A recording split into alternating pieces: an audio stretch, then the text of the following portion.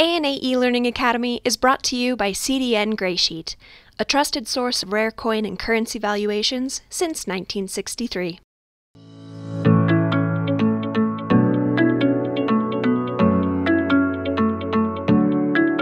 Thank you for joining us today for the ANA eLearning Academy. The ANA would like to thank our partner Graysheet for their support of the eLearning Academy. Today we have Sam Gelberd, who will be presenting on the modern minting process, errors and varieties. If you have any questions during this presentation, you will be muted, so please put them in the chat or the Q&A, and I will read them to Sam periodically throughout the presentation. And without further ado, here is Sam. Thank you, Logan. Appreciate it. So, hello, welcome, good morning, good afternoon. If you're on the East Coast, thanks for joining us today for this summer seminar or abridged summer seminar presentation of the modern minting process, errors and varieties.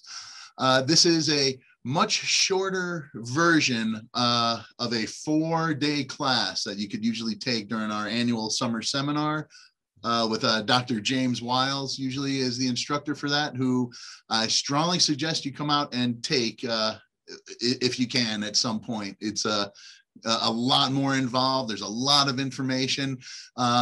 I apologize for how fast we will have to go today, only because there is so much information when you study the modern minting process that it is very involved, and it usually does take several days. So we're going to try and condense this huge course into just 2 hours. So please bear with me as we go through this. I promise I will try to explain everything as clearly and as well as I can.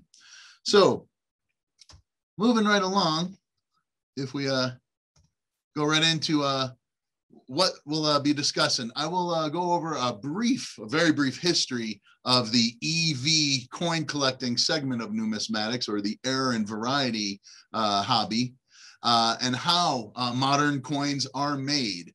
You'll hear me mention the PDS classification a lot of times. Alan Herbert was a great error variety coin enthusiast and researcher, and came up with when you study the modern minting process, as well as errors and varieties, you have to focus mainly on 3 segments: problems or production during planchet-making, die making, and of course the striking process. And we will be discussing this throughout the presentation. We'll also talk a little bit about die varieties and what cherry picking is. Some of you may be familiar with books like the Cherry Picker's Guide to Rare Die Varieties of US Coins, or Strike It Rich. Things like that can really help you. And of course, we'll also talk about some other hints and tips for people who want to become error and die variety collectors. So to start with, this is a quote from Alan Herbert, that an error and variety coin is one that varies in any way from the normal as a result of the minting process. And all the 8 coins that you see on the screen there are all coins that were the result of some mishap that happened either during planchet making or die making or the striking process. And we will review these a little bit later. You will see most of these coins, if not all of them, again. Remember, it's a problem that happens during the minting process. So the coins that you're seeing on your screen now are not errors. These are damaged or altered coins, what a lot of people will call PMD, or post-mint damage. Could you have damage on an error or a variety coin? Absolutely. But just understand that when you see coins that look like the ones that you see on the screen here, that did not happen at the mint. These are PMD, either altered or just damaged in some way, some form, not as a result of the minting process, though. So the entire error variety segment really doesn't take off until about 1955, when the very popular coin you see on your screen here first started showing up in New England. People would notice these in their change, especially when they buy packs of cigarettes from automated machines. Pack of cigarettes was about 23 cents then, and people would just pop a quarter in the machine, and to get their change back, the person who would stock the machine would always pop 2 pennies or 2 cents in the pack of cigarettes. That's how you got your change. People noticed at some point in 1955 that the pennies they were getting in their change were actually these strongly doubled obverse, a 1955 Lincoln cents.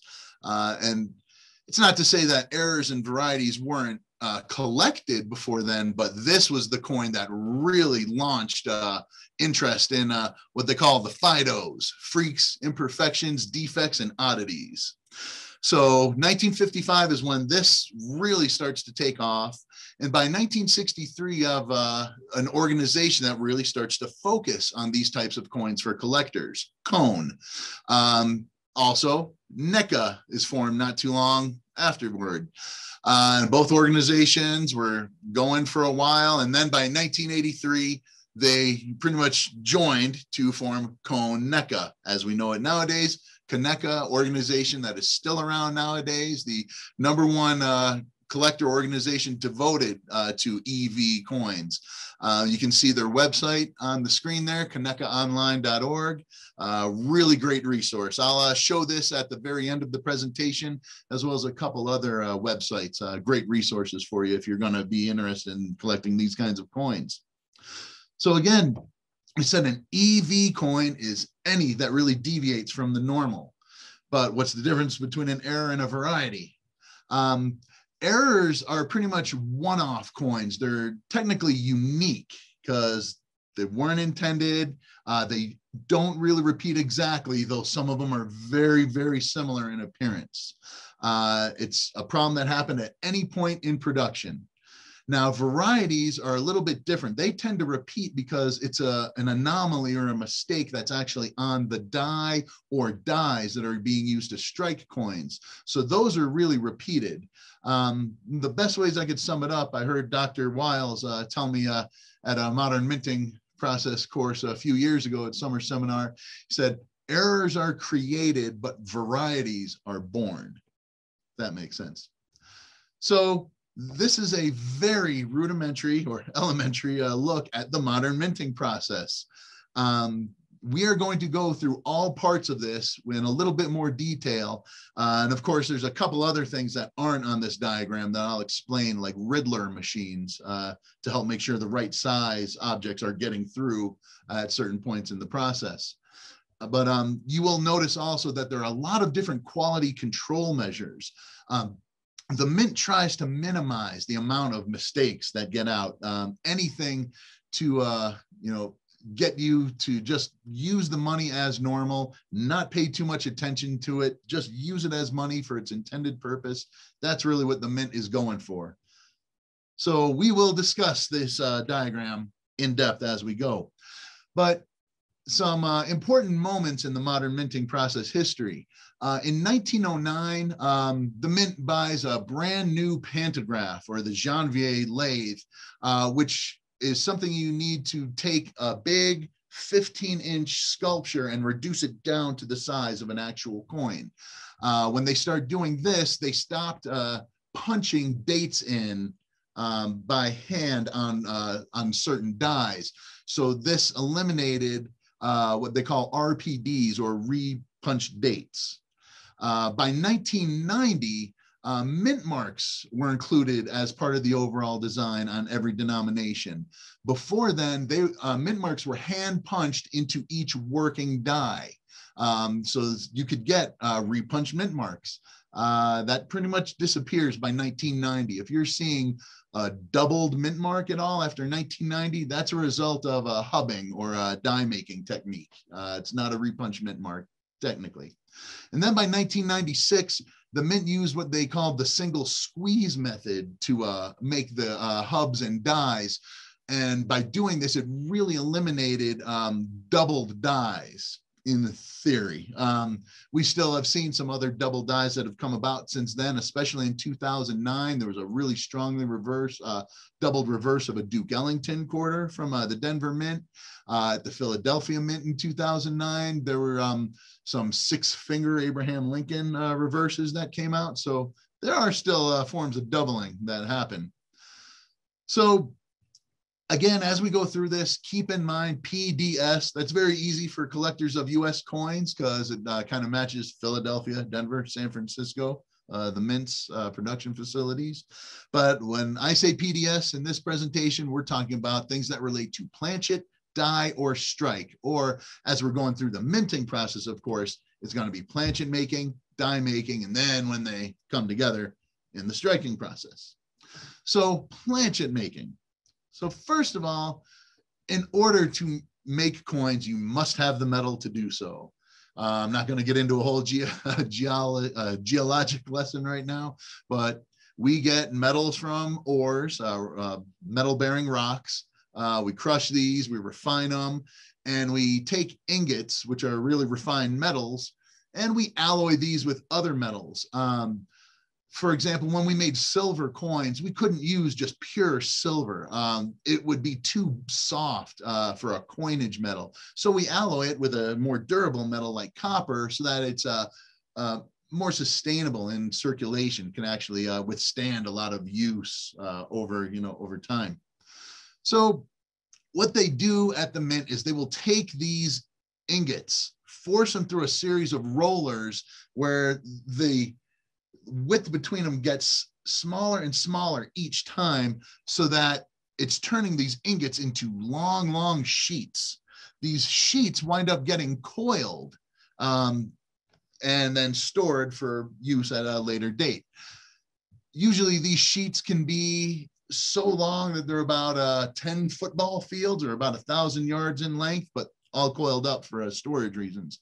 Very, very heavy, so forklifts are a necessity to move these. So when they're ready to start making coins, first thing you have to do is have the blanks. So these metal coils are fed into a blanking press. Blanks are punched out of metal sheets like a gigantic cookie cutter, and then these are turned into planchets by an upsetting mill. Since about 1982, the planchets for our cents come from outside suppliers. But metal coils for other denominations are sometimes alloyed by an outside firm, but the blanks are punched at the mint. So on the screen here, you see a picture of one of these rolling mills. Now, this was a big, this was an ingot of metal that got stretched very, very long into one gigantic sheet. You see the coils of clad strip right here, rolled up, ready to be fed into a blanking press. So you can see right here on the left side of your screen, a big coil feeder. It's like just a gigantic spool, pardon me. It's a gigantic spool that these coils are put on, and they're fed into the blanking press where there's a huge gang punch that's waiting there. And this is pretty much like we might use in the kitchen, just one cookie cutter. This is like maybe 12 cookie cutters all put together in one. And so as it's punching several blanks out all at one time. It helps minimize the chance of errors, and it also is much faster, a lot more productive to do so.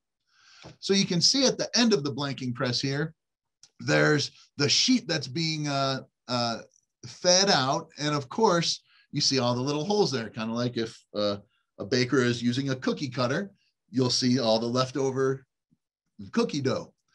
What they do with this at the mint is it gets chopped up into these little pieces that resemble bow ties. If you look here on the right side of your screen, back in 2006, I actually had a great opportunity to have a private floor tour of the mint in Denver when they were still doing that. Bow ties are everywhere. Those things were all over the floor, just littered all over the place. And no, you can't take any of them out. So those, of course, it makes it easier to process when they send it off to recyclers, gets melted down, turned into more sheets as time goes on. So when you have these blanks punched out, one of the first real quality control measures are the riddlers. There are a series of 3 different screens. Blanks will have to go into a riddler, and there are 3 tiers. So at the bottom of the first tier, it has holes that are slightly larger than the intended denomination. This way, blanks that are too large and fragments that are too large will stay on the top, while the proper blanks and too small blank will fall to the second tier.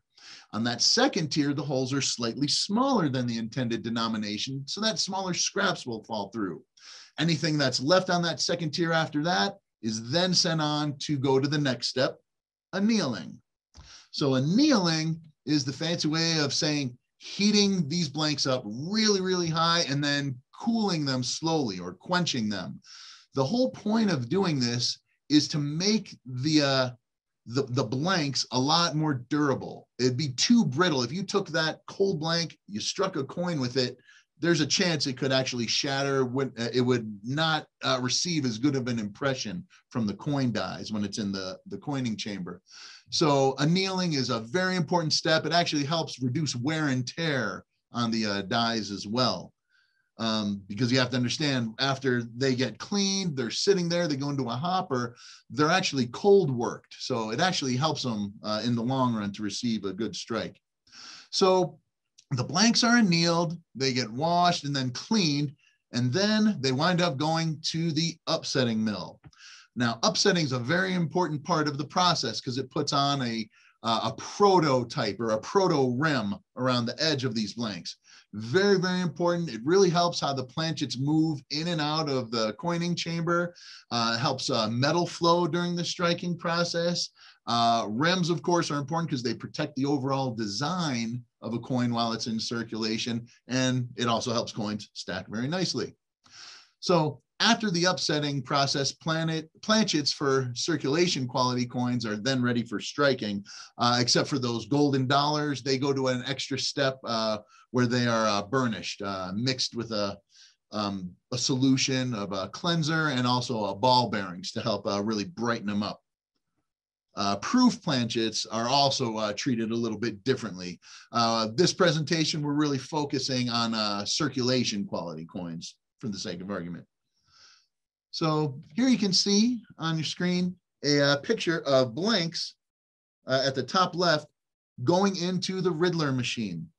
Now the Riddler machine is this big, huge wheel or a big, huge die.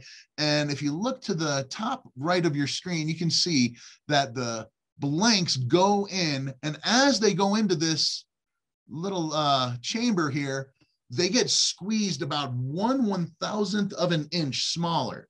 It's really not detectable by the naked eye. But what this does is it actually smooths the edge of that blank and it turns it into a planchet. Planchets are what we strike coins on.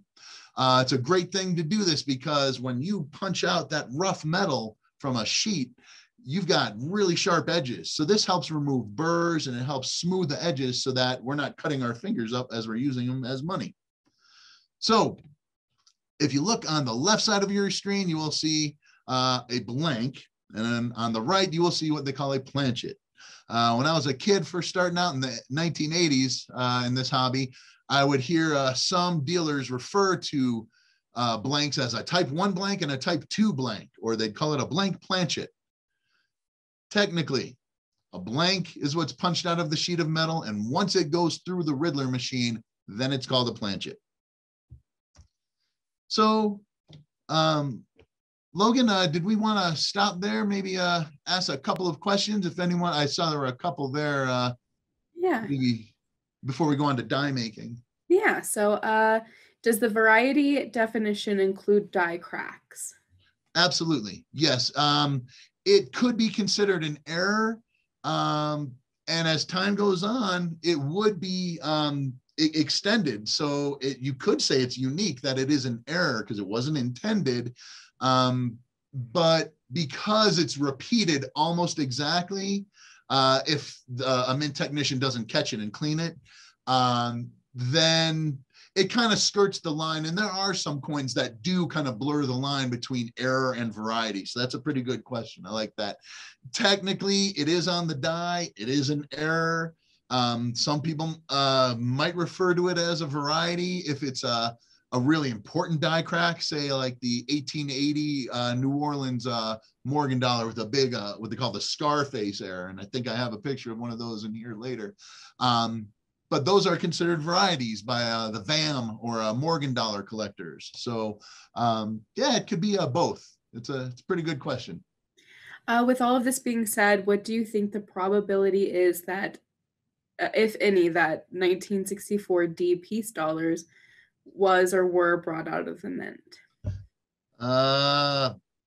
That's a pretty tough one. Of course, the Mint said they never released them. I'm not sure if they really admitted to striking them, but they definitely did strike some. And I think they did make that known, but they did not release any. So if any got out, it was through surreptitious means. That's all I got to say about that. Excuse me. What year did you say that mint marks became part of the design? 1990 is when they became part of the overall design for all denominations. I believe 1985 or 86 is when they started doing it for a couple of them. And then by 1990, it was just customary to add the mint mark to the as part of the hubbing process. And I will show later on in here, you'll see a picture of one Mint employee actually punching in a mint mark onto a working die. So good question. Okay, last one for now. What is the extra step the gold dollars go through? It's called burnishing, where the planchets go into a bath, a chemical solution. You have to do that because there's manganese in the alloy, and manganese is a very reactive metal. Anyone who has some World War II or wartime composition nickels in their collection, once they're circulated, you notice how they're really dark or really black. It's because manganese, just that little bit of manganese in the alloy too, when it comes in contact with human skin, turns very, very dark. So that's why with those planchets, the golden dollar ones, you want to make sure they're nice and bright and cleaned before they're struck and then finally released. But yeah, if you have golden dollars, if you collect those, be sure to really just hold them by the edges, because fingerprints will show on those over time, actually pretty quickly relative to other coins. Okay, perfect. That's all for now. We'll get into some more later, I'm sure. Cool. All right, Logan, thanks. All right, y'all. So on to die making. So this is where we get into the big chunks of metal that are used to actually strike the coins. So, of course, you have to start with legislation for a coin design, but that's a whole nother story. So we'll just pick it up with the artists. So traditionally, sculptors and engravers will turn a two-dimensional design into a large three-dimensional plaster model. Now, of course, nowadays, a lot of engravers and sculptors can do this on their own computer using certain software programs. We've come a long way since the earlier days of the Mint in the 1700s. So what a sculptor will do is they'll come up with a design that's about 15 inches in diameter. And after they're done with this sculpture, or after this design, a rubber mold will be created from this. This rubber mold is now a backwards impression. And as we go through this presentation, you're going to have to go backwards and forwards a lot, or between positive and negative designs. So now that you've got this negative rubber mold, that can then be filled with epoxy resins to form a positive galvano, like you see right here with the 1986 Statue of Liberty $50 reverse, and then also the Buffalo nickel reverse right there. That's the type 1 Buffalo nickel reverse galvano. So this huge 15-inch galvano is then put on one side of a reducing lathe. And we've had some, before we had the nice Janvier ones in the early 1900s, we had other ones in the 1800s that were used, but weren't quite as good as that one. So what this does, and I'll show better pictures of this in just a moment, on one side of the lathe is this galvano, and on the other is a blank die steel. It should say steel blank. That's an error right there. It says steel blank. And as this galvano rotates, there is a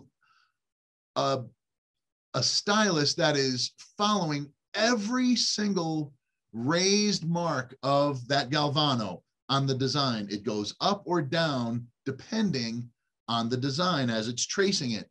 And it takes a solid day or a couple days for this lathe to make a full trip around the entire coin to get the full design.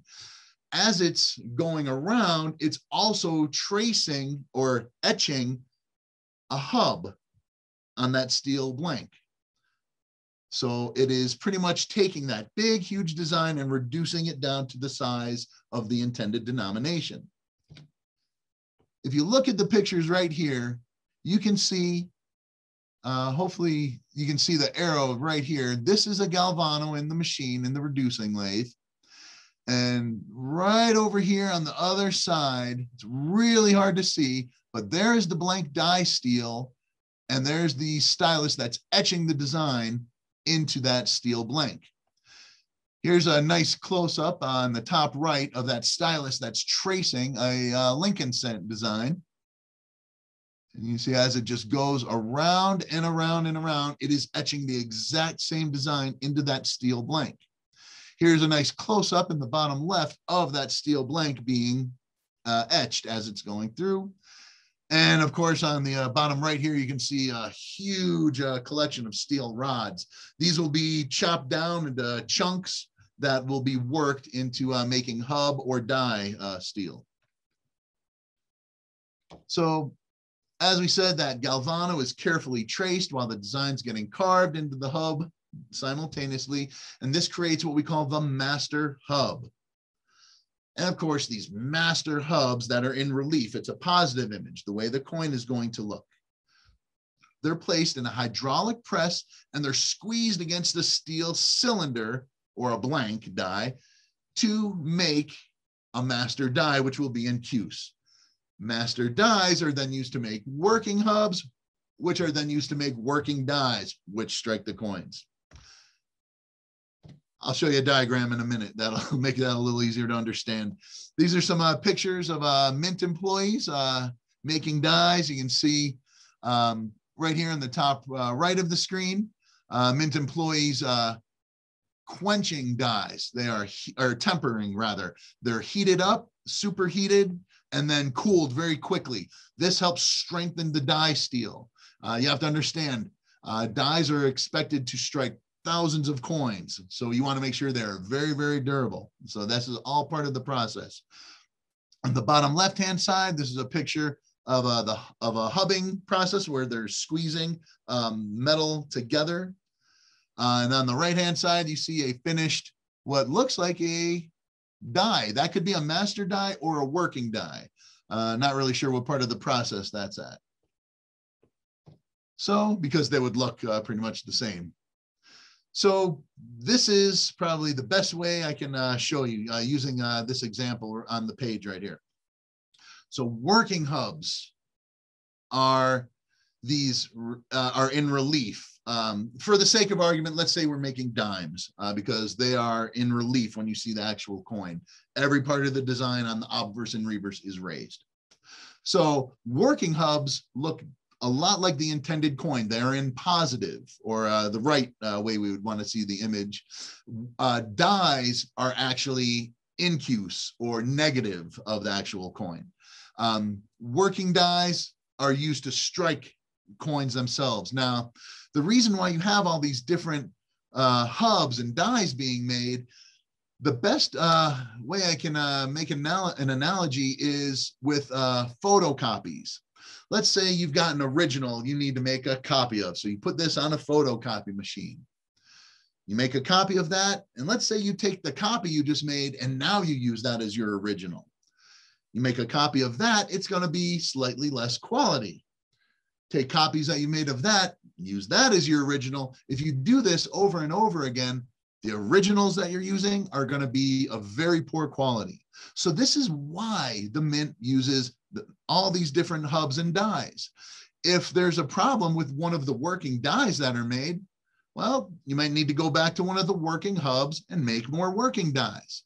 But if you just used one master hub to make master dies, before too long, the design is going to wear out and you can't make too many more copies of that master hub before the quality will degrade. So this is why they make all of these different dies.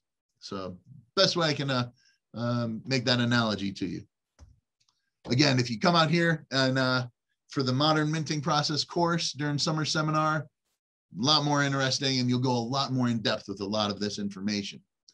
So like I said before, until 1990, mint marks were punched directly into individual working dies. Or yeah, up until that year, but then afterward they were added as part of the overall design. People, please don't confuse. I'm not saying that they punched mint marks individually into each coin. That would be way too difficult because it'd be billions of coins. So that's not exactly how that works. It's into the working dies. But until 1990, then it was now part of the overall design. And until 1996, the Philadelphia Mint would make and ship dies to different mints. And of course, this is when they started using the single squeeze method as well. So it really minimized the possibility of double dies. So when you go through this, remember the plaster models, the Galvanos, the hubs, and struck coins are in the positive. That's the way we want them to look. Only dies, the master and the working die, are actually in relief. Or I'm sorry, are incused or sunken in. Actually, I have a rare treat. One of the joys of working at the ANA, I can actually share something with you. I was looking in our basement earlier and I actually found an old working die from Guatemala from 1894. This is the obverse right here. And it may be tough to see on the screen right there, but in it does say backwards, República de Guatemala, but it's backwards and it's incused. So that's the obverse die, and of course here is the reverse of the same die marriage. One of the joys of working at the ANA, you get to play with certain things like that. But moving right along, Logan, maybe a good point to stop right there before we get to the striking process, because that's where the rubber meets the road, or the metal meets the metal, as it were. Sure. Do you believe that creating designs digitally has led to lower reliefs and greatly reduced the artistic appearance of modern coins? Yeah, well, I agree that the relief has been severely reduced, and yeah, kind of sad look to a lot of modern coins. But I'm not sure if it's so much because of digital imagery. I think it has probably more to do with the bottom line, the Treasury Department. By lowering the relief, you increase die life, which saves money on making money. So it increases the seigniorage rates for the mint. They don't have to replace dies as frequently. So by lowering the relief and making the designs much less thrilling than they used to be, they actually can save more money in the long run. So I think that's probably more of a function of that than anything else. Do you believe that creating designs digitally, oh wait, that's the same question I just read. What kind of material makes the point carving the steel hub from the Galvamo? Good question. That's probably steel, most likely. It's probably steel engraving into steel. That's a really good question for James Wiles when you come out here for summer seminar. They may use carbide, which is a really tough metal alloy, probably tougher than steel. So it's probably something along those lines. I'm not sure if they're using diamond as part of that, but carbide is probably a better guess. Okay, why are planchets cooled slowly after annealing, but dies are cooled quickly? Because quenching actually helps keep cooling slowly, helps the metal stay somewhat softer. But when you temper dies, that actually hardens them because they're being cooled much quicker. It just physics. How long did the original 1909 Lincoln Cent Master Hub last? Good question. I'd have to double check. But yeah, they've had to retouch masters for a while. And you might notice this too. Sometimes in the 60s, you notice some of the Lincoln Cents look a little bit more detailed, or look like there may be more relief to them. Then in the 70s, this happens again. Good question that you should bring to summer seminar. During the process of converting master hubs to working dies, are any of the design elements diminished and lose detail? They try to minimize that as much as possible, but I think it's impossible to have exactly 100% image transfer. So yeah, I mean, they try. I mean, the Janvier lathe is pretty good. And of course, now that things are more digitally done, you're getting a lot more accurate, but I'm sure there's got to be some slight percentage of image that's not fully translated. It's a really good question. Does the Galvano spin against the stationary stylus, or is it the opposite with the stylus moving against the stationary Galvano? The stylus, that's a good question. The stylus isn't the one that's going around. The Galvano is going around in a circle. That's for all intents and purposes, pretend this is the Galvano turning. The stylus doesn't move except in and out as it's tracing up and down. But the stylus does not move in a circle, if that's the question. The Galvano is what's actually turning. And as the Galvano is turning, so is that small die steel that it's being, that the design's being engraved into. Were the hand-strick mint marks uniform in size in any given year? Well, that's kind of tough to say. You get different mint employees, some of them have different strengths. One day they may be feeling stronger than another, or maybe they've got something on their mind. So they were hand punched into working dies. So you're going to have different degrees of depth of those punches, which can result in different sizes or different appearances of mint marks.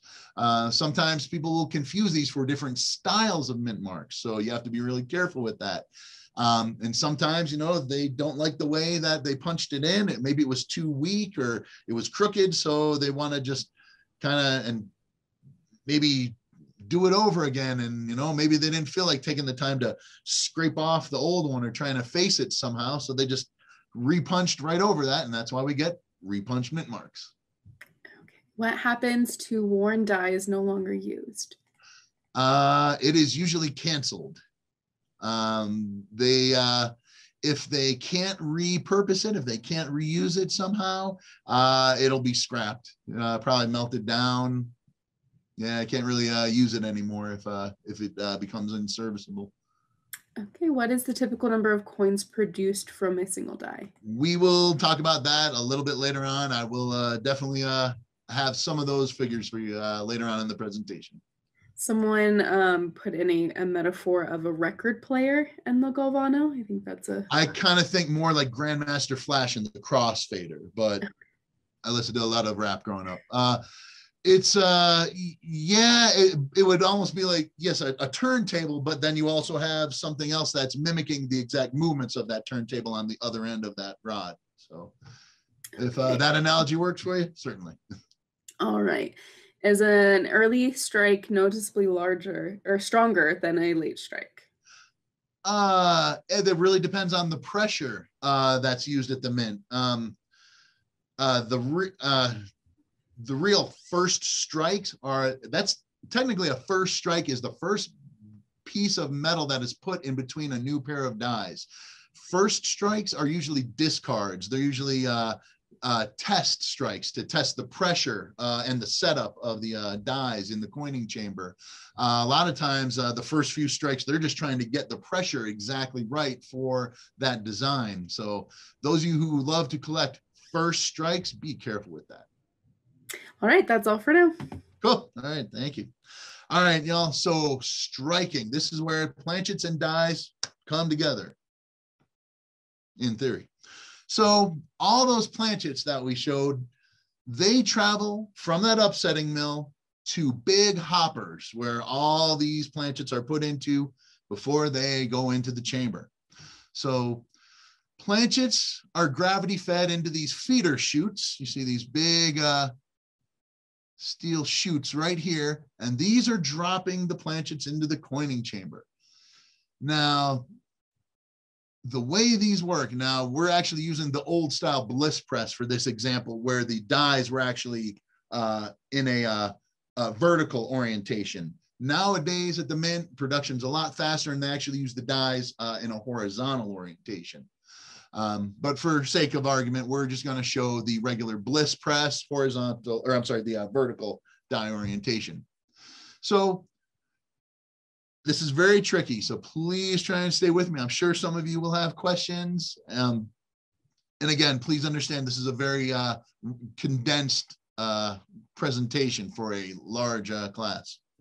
So feeder fingers will slide planchets in between dies in the coining chamber, and at the same time, they're pushing the last coin that was just struck. So if you look at this diagram of a feeder finger, in the circle here, a brand new blank is dropped in there. And this will show it a little bit better. Now, the lower die operates on a cam. This cam is not the down position, so the lower die can be raised or lowered very slightly to accept a new planchet in the chamber when a feeder finger drops it in. So as the feeder finger drops that in, the upper die is coming up. A brand new planchet gets placed in the coining chamber on that lower die. You can see the collar is not engaged. It's still sitting there a little bit lower. It's a spring engaged mechanism. And when the coin is about to be made, that collar closes in on the edge of the coin, well, to help create an edge so that it doesn't just squish out like a pancake. Technically, you have 3 sides to a coin, so don't forget that. The edge is very important, not just your obverse and reverse, or as in the case here, your upper or lower die. So the next diagram, here's a little bit closer picture there of the one I just showed you. So the planchet gets deposited on that lower die in the coining chamber. The next screen shows us, this is pretty much where, after that planchet is dropped in the coining chamber, the feeder finger slides back to the left and accepts a new blank in that slot. The feeder finger slides out of the way so that the dies can come together to strike that planchet. And you see now down here that cam is now in the up position. So that lower die is raised. The struck coin is now popped up a little bit so that, we'll go back in the process. So now the struck coin gets pushed out by the edge of the right edge of the feeder finger as it's depositing a new planchet onto the lower die in the coining chamber. So it's pretty much going back and forth like this over and over and over again at blinding speed. Very, very technical process. And again, it's really hard to explain something so technical in such a short amount of time. I apologize for that, but that's the circumstances by doing this via Zoom instead of a full summer seminar class. So this is a picture of an old style bliss press. Any of the error collectors out there, if you like strike throughs or struck through grease or filled dies, understand there's a lot of mint goop all over the place, and this grease finds its way onto the face of dies sometimes, and this is why you get image loss, or you won't have fully struck designs because they were filled with grease. Or mint goop, which is actually a mixture of grease and metal filings. So this on the right-hand side, you can see a hopper where newly struck coins are deposited, and believe me, they are very hot when they come off of the press. Proved this to myself with brand new nickels in 2006 that were being spit out of a coining chamber, and yes, they are very, very hot. And that also helps explain why coins, as they're being ejected, a lot of times, you go to the bank and you might get a brand new roll of quarters and you think, man, these things are all scuffed up and marked up. Why? They're brand new. They haven't even been used yet. Well, as a new coin is being ejected out of the coining chamber, it's being dumped onto thousands of other coins. They're still hot, so the metal is still soft, and other coins just keep hitting it over and over again. So you're going to get a little bit of marks, or what we call bag marks a lot of times is the old time term. Technically, they are just contact marks because they're just making contact with all these other coins. So this helps explain why brand new coins that you get aren't always perfect mint state 70s. So here's a nice close-up picture of struck coins. And yeah, you can see there's a brand new nickels. And oh, it looks like there's an error right there, maybe one or two. So hopefully, error variety collectors, we're hoping that these people at the mint, that these really trained technicians are not going to do their job as well as they're supposed to, because we hope these mistakes will get out for us. But unfortunately, they're usually very well trained and they know what they're doing. This is why you don't see very many mistakes very often. So if there are coins to be rejected, they usually wind up going off into a machine called a waffler. It's the way the mint cancels coins that are not suitable for commerce. On the screen right here, you can see a picture of other Riddler screens after the striking process to make sure that the struck coins are actually not too large or too small, that they're like Goldilocks, just right and ready to go on to the counting and bagging step. But the waffled coins that you see right here in the bottom right, some people, if you can get your hands on them, like to collect them. They are available. A lot of times the mint uses outside firms to recycle these, and not every single one of them wind up being recycled. That's all I got to say about that. So if you look right here, this is just a picture of it's a bin full of error coins, beautiful, beautiful error coins that will probably never get out. They'll be remelted. Yeah, you can see there's a nice off-center Lincoln cent right there. Maybe one with an indent right there from another one that was on top. There's a nice off center. Yep, double struck. Yeah, these are things that will never get out of the mint. So that's why errors are so coveted. But the approved coins, they drop into chutes to be counted. They're packaged in these huge ballistic bags and they get weighed. And then they wind up going to a Federal Reserve Bank for distribution. On screen right here is a picture of a huge ballistic bag. You can actually order these from the mint. You will need your own armored car, of course, and arrange for pickup at Philadelphia or Denver. If you wanted, I believe, a $50,000 bag of quarters, so that's 200,000 pieces, you would have to pay $50,000 plus $1,500 for processing. So if you've got $51,500, an armored car, and some time on your hands, and you want to search for some brand new quarters on your own, contact Philadelphia or Denver, usmint.gov or 1-800-US-MINT.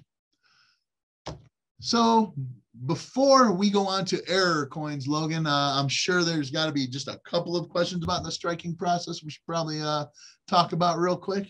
Yeah. Are restrikes made from an original authentic die? Yes, usually. Not that we would, of course, that would be highly unethical, but I've got 1894 Guatemalan peso dies right here. These have been rusted over quite a bit since the 1890s when these were used to actually strike coins. These are not from the Heaton Mint. They would have an H mint mark if they did.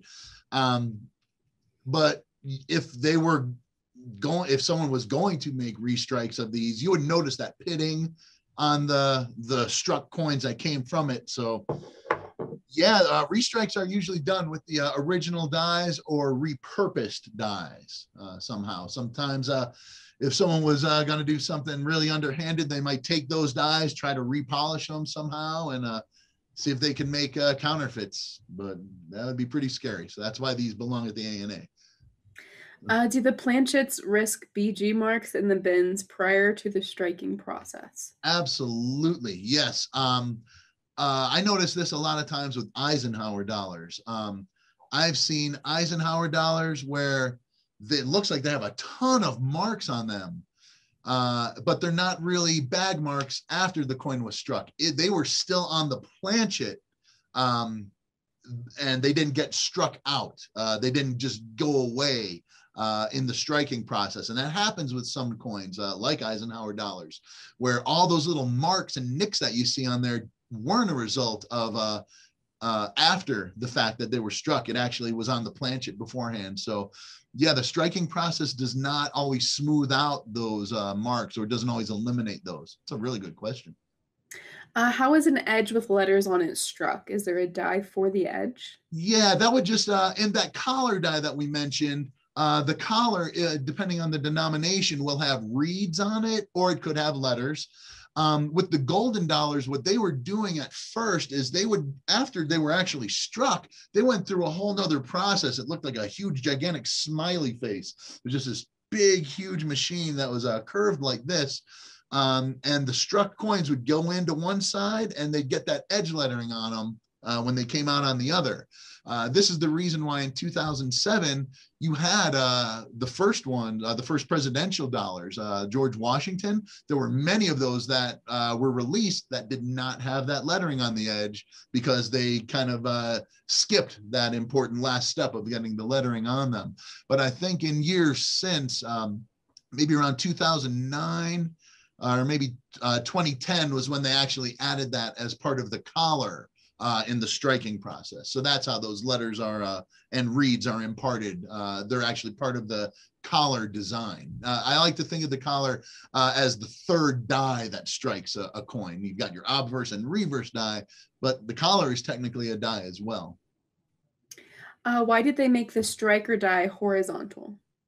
Well, the horizontal orientation, it just really was about speeding up production. It was just, it really modernized the entire process. The mint nowadays, I know the Denver Mint, they can strike up to about 700 or so coins per minute by using the Schuler presses that they had, or the Grabner presses instead of the old style Bliss press where it was a horizontal orientation. It's just about efficiency. Approximately what percentage of struck coins are errors, but either do or do not make it out of the mint? Does the mint really make errors? Again, they don't really keep track of that. I'm sure they have that for their own purposes, but that's not really information any of the rest of us would be privy to. Because again, anything to minimize distrust of the money supply. So that's something they probably wouldn't make known. I guess it really depends on any given day. Again, you have to understand mint employees are humans like the rest of us. And, you know, if they set the presses wrong or if something else in production goes wrong, you might have a bunch of errors that are made all at one time. And yeah, I remember in 2006, off to the side, before certain things were being waffled, there was this gigantic bin that I actually was able to sink my arms into all the way up to my elbows, no joke. And I just pulled up a huge amount of all these errors. And I remember another person who was on the tour with me said, "Do you have any idea how many millions of dollars you have right there in errors?" And we were just sad because you can't take any of those out. I was just thinking, even just one of these things. And I'll show you some really crazy errors a little bit on in the presentation. But yeah, there's no way to really track or no way to know how many, as a percentage, how many errors are made versus actual coins that do realize full production. Isn't the 1804 silver dollar a restrike alteration of old dies? Yes, that's a story for a whole nother time to get into. Yeah, because and with the three different classes, yeah, it'd have to be a story for another time. I couldn't really get into that one right now, but they were not struck in 1804. Of course, they were made later on, starting in the 1830s for presentation sets during President Jackson's administration. All right. When and how are the edges of a coin processed with either reading or inscription? Again, that's it's part of the collar process that we mentioned earlier. Okay. At what approximate RPM do pantograph lathe spin? Really good question. I'm not sure, but it is very slow. I know it takes at least 2 days to make the full amount of rotations, and exactly how many rotations probably depends on how big the actual design is that they're reducing. But really good question. It takes a while. It takes a few days because, again, they're trying to get as an exact image transfer as possible as they can. So not sure how slow, but it is slow. All right. Is there a reason to manufacture coins with reeded edges? Oh yeah, of course. It's a practice that really you could say goes back to, maybe the rule of Edward III in England, where you would have people who would clip coins, or the old school term for it is chisel coins, is why we call sometimes crooks would call them chiselers, because the old school term where people would literally chisel the edges of gold and silver coins to file little bits of gold and silver. You do that to enough coins and you melt that, and you can actually have a whole new coin from that. And before too long, governments knew this was going on, so they would make designs like the long cross penny that would go all the way to the edge of the design. And then you would start having milled coins where there were designs on the edge, to the point where we actually would just put reeds on the edge of our US coins. And of course, before 1836, this was done by hand to the planchets. But now, of course, it's part of the collar, and we still do this out of tradition. Of course, we don't have circulating gold and silver coins anymore that we use, but out of tradition, the mint still has that as part of the design, because it just helps lend more trust as time goes on. It's more consistent, so that's why we still have reeds on there. But yeah, technically we don't need them, because there's no one who's chiseling the edge of copper nickel coins to get precious metals, because they're not those are base metals. So good question. Are presidential dollars with no edge lettering considered mint errors? Yes. They were supposed to have letters on them. With the George Washington ones, there's a lot of those that hit the marketplace. So I've seen them priced as low as $25 a piece now, but they were at least $100 back then, because it was real popular and in the forefront of everyone's mind. There were also some, I think, with the John Adams, the second president, that came out where you had doubled lettering on some of them. And there was also some that was missing. I think the doubled edge lettering on the Adams ones happened because of maybe fear that they, weren't going to have lettering on them. So maybe they fed them through twice just to make sure none of them got missed. But yeah, they are technically errors if they don't have the lettering. Okay, last one. I've seen some really wild errors on the market. How do they make it out of the mint? That's a story for another time. That's a story that we could really only tell during summer seminar. But guess the best word I could use, wow, you had some real spectacular things coming out of the mint in the 70s. Some people thought that maybe forklifts, when they were being serviced, the propane canisters that were, as they were being refilled by outside firms. But that's a story I can't really get into too much right now, because don't want to fuel any conspiracy theories or give any false information. So come to summer seminar, we'll talk. All right, that's all for now. Cool, thanks, Logan. All right, everyone. So on to error coins. You now know how coins are supposed to be made. Let's talk about how they are made incorrectly. So starting off, again, keep in mind PDS as we go through this, talking about planchet, die, and strike, not Philadelphia, Denver, San Francisco. So errors on planchets. So first of all, let's start small with blanks. Remember we mentioned before, a blank is before that chunk or that disc of metal goes through the upsetting mill and gets a proto rim on it. So these are not supposed to get out of the mint like this. However, if you go on a mint tour in Denver, a lot of times at the end of the tour, they'll give you a little packet that we call penny and planchet packs, where there's a struck cent on one end and on the other end is a planchet. So kind of cool. Technically an error because it's not supposed to get out of the mint. But let's go through the whole process where planchets could be made. So in the alloying process, sometimes you get improper alloy mixes or the wrong mix of metals in the blend. Back at this time in 1915, when Lincoln cents were being made, they were 95% copper. The balance would be a mixture of tin and zinc. I'm sure the mint knew exactly what percentages they were using of tin and zinc, but a lot of times the sources were privy to just say tin and zinc. So this on the right-hand side kind of looks like there was the tin and zinc didn't really melt as well as it should have. It should have been a homogeneous blend. Lincoln cents were supposed to be a nice, perfect, even mix at that time.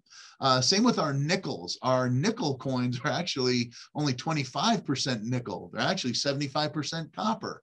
Nickel's a very hard metal to strike, so it's hard to have too much nickel as part of an overall alloy for coins. So when you see this streaking right here, that's not damage. That's actually just a result of improper mix of metals.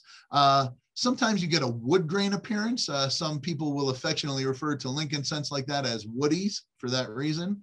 And a lot of times it comes down to collector preference. Some collectors really do like the way that looks and some do not. I'll tell you this, on a nice date like a 15 Denver in that condition, that's a better date. You probably don't want an error on that. So that alloy mix might actually reduce the collector value to some people. I know if that were on like a 1909 SVDB, it would definitely decrease the overall value, because people who want that key date coin are looking for a nice, perfect specimen, and they probably don't want an error on it. A really cool error on the right-hand side here, you see what we call a blowhole, where when the metal was being rolled out, there was a hole in the sheet. Again, could be the result of gases that were trapped in the alloying process, but still makes for a really dramatic look of a coin there. Other defective planchets, here you see what we have, a split planchet error, or a incomplete planchet error. Almost looks like you could use it as a paper clip on that 1970. Looks pretty cool. This is an example of a cracked planchet. That's not a die crack on the left-hand side on the reverse of that shield nickel. That actually goes through the entire planchet. You could actually see it on the edge and the obverse of that coin as well.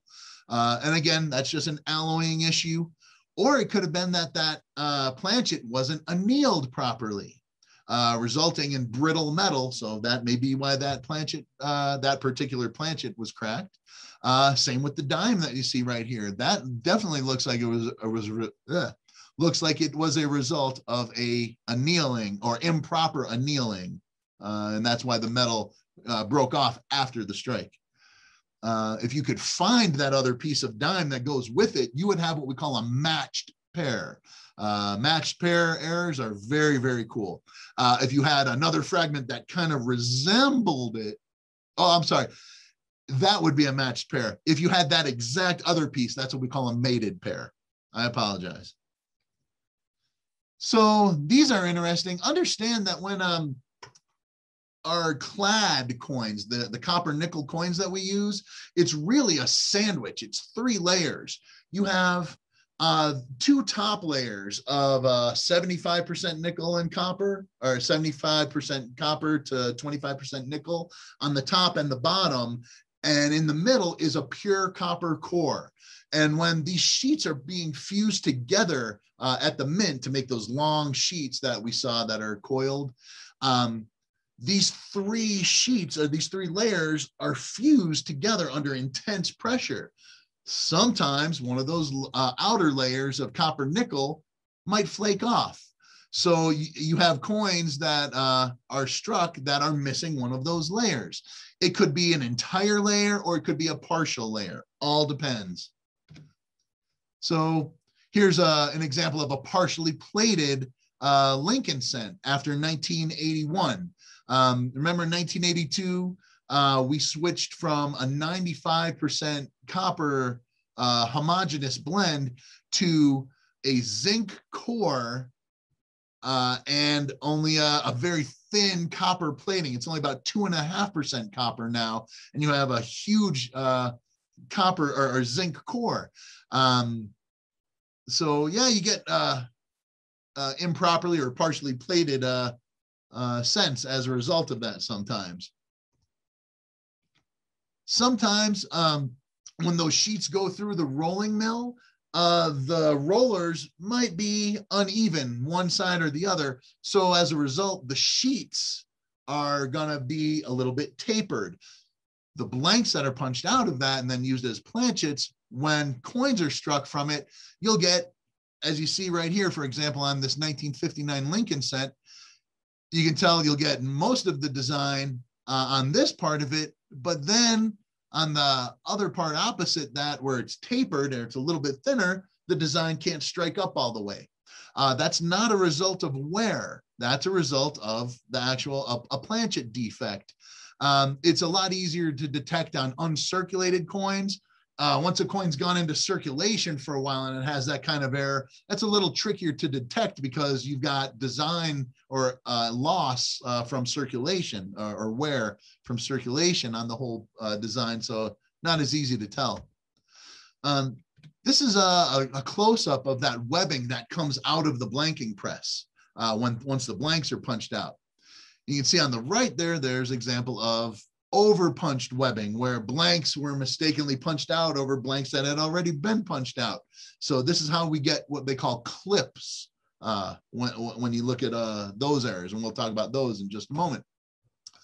So curved clips, that's usually the result of punching out part of a hole that's already been punched out. And a lot of times these wind up finding their way into the coining chamber, as this quarter right here from 1989 from the Denver Mint. One great way to help authenticate a curved clip, or actually any kind of clip coin, the opposite edge, like 180 degrees, if you look at the rim on the other side of the clip, you'll notice a slight flattening. I believe there was a collector by the last name Blakesley who noticed this first, and this is why error variety collectors, we call this the Blakesley effect. It's a great way to help authenticate a genuine clipped coin error. It doesn't always show up, but most of the time it does. It really does help authenticate that. It's kind of lost if you have a double clipped coin where it's like that on both sides, 180 degrees from each other. So you can't really use the Blakesley effect to authenticate that. But here's one where you have a triple clipped error. Kind of cool when you see that. You can tell that there were 3 other partially already punched out blanks from where this one was punched out. So here's an example of a really interesting, what they call a straight clip. So that would be from the end of a sheet of metal. Sometimes you get what are really dramatic clips, a ragged clip. That's actually at the actual end of a sheet that was kind of unrefined. I gotta go back to that because it's so cool. And you can see how the metal, how the design kind of goes right to the edge of it and falls off. That's another great way to authenticate a real clip error, because the design, there should be no real raised metal around that error, around the edge there if it is genuine. Yeah, you can see right here, there's that straight clip from the end. See how the design just kind of rolls right off into that clip, like the letter right here. If you saw little bits of raised metal right there, that would be a sign of an alteration or someone trying to manipulate an already struck normal coin. So that helps authenticate it too. Yep, and of course, if you look, see right across here on the edge, it's not very pronounced, but you can see a slight flattening of that rim opposite that clip. So you've got crescent clips, and here's an example of an incomplete punch where it didn't go all the way through, but it did actually still was able to get struck as a coin. That is a pretty cool clip. Those are a little bit harder to find sometimes, especially on circulated coins, because it will wear away a little bit. But yeah, and it may mimic post-mint damage. But no, that is a real genuine error. Sometimes, like we said before, you get alloy issues where parts of a coin may just kind of peel away. A laminated planchet. These types of errors are most common on wartime nickels, because during World War II, it was an alloy we were not very familiar with working with at the Mint at that time, using silver, copper, and manganese to try and come up with a brand new alloy for coinage during World War II. It uses silver as well. There's no real nickel in that alloy. So you get a lot of planchet errors. You see a lot of cracks and laminations on war nickels for that reason. This 20-cent piece right here is a very dramatic error where it's called a clamshell lamination. Do yourself a favor. If you are lucky enough to find a clamshell split on a coin, don't help it and peel it all the way off. It's worth much more if it's intact like that. Very dramatic. And a lot of times with coin errors, people always wonder, well, how do you know how to value them? A lot of times the value is really tied to the wow factor. If it's a pretty common error that, you could see how it could escape the mint pretty easily, and may not be worth a lot, but the more dramatic ones, they go for much more. These I think are pretty dramatic. You actually see a nickel and a cent here. They were actually struck on bow ties that were at the mint. This portion of a $50 to the right side of the screen, that's actually just part of just a scrap that wound up getting into the press. Here's a very dramatic Lincoln cent that was struck on scrap right there too. Very, very cool when you see that kind of stuff. So Logan, before we go any further, I did notice that there are a couple questions. If we wanted to go through those before we get onto die errors, we're going to stop there for a minute. Sure. Should error coins be considered illegal to own? Well, not if they were gained through regular means. I mean, if I go to the bank and buy get a new roll of quarters that made it through the armored car service and they rolled it up and I noticed there's a clip on it, I didn't do anything illegal to get that coin. It's not really illegal to own. The mint released it.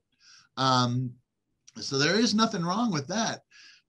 There were some issues, again, I mentioned in the 1970s where some really spectacular things got out that looked like they probably couldn't have been made without help from or intervention from a mint employee. And I'll show you pictures of at least one or two other items later on toward the end of the presentation. And you'll have to tell me if you think they're real errors or not, because I know what my opinion is, but I'll see what yours is. But it is not illegal to own coin errors. Okay. Does the planchet have a proto rim on both sides? Yes. Yeah, it does. When it goes to the upsetting mill, it's squeezing that entire blank much smaller. So it does impart that proto rim on both sides. As you stated, coins that skip a mint process, such as presidential dollars, who don't receive an edge strike are considered errors. But if they don't fit into either P, D, or S classifications of errors, how are they classified? That would be a striking error, because technically that is the edge is being struck right there. So there was nothing wrong with the planchet. There was nothing wrong with the dies that struck it, or with that edge die, it just missed being struck.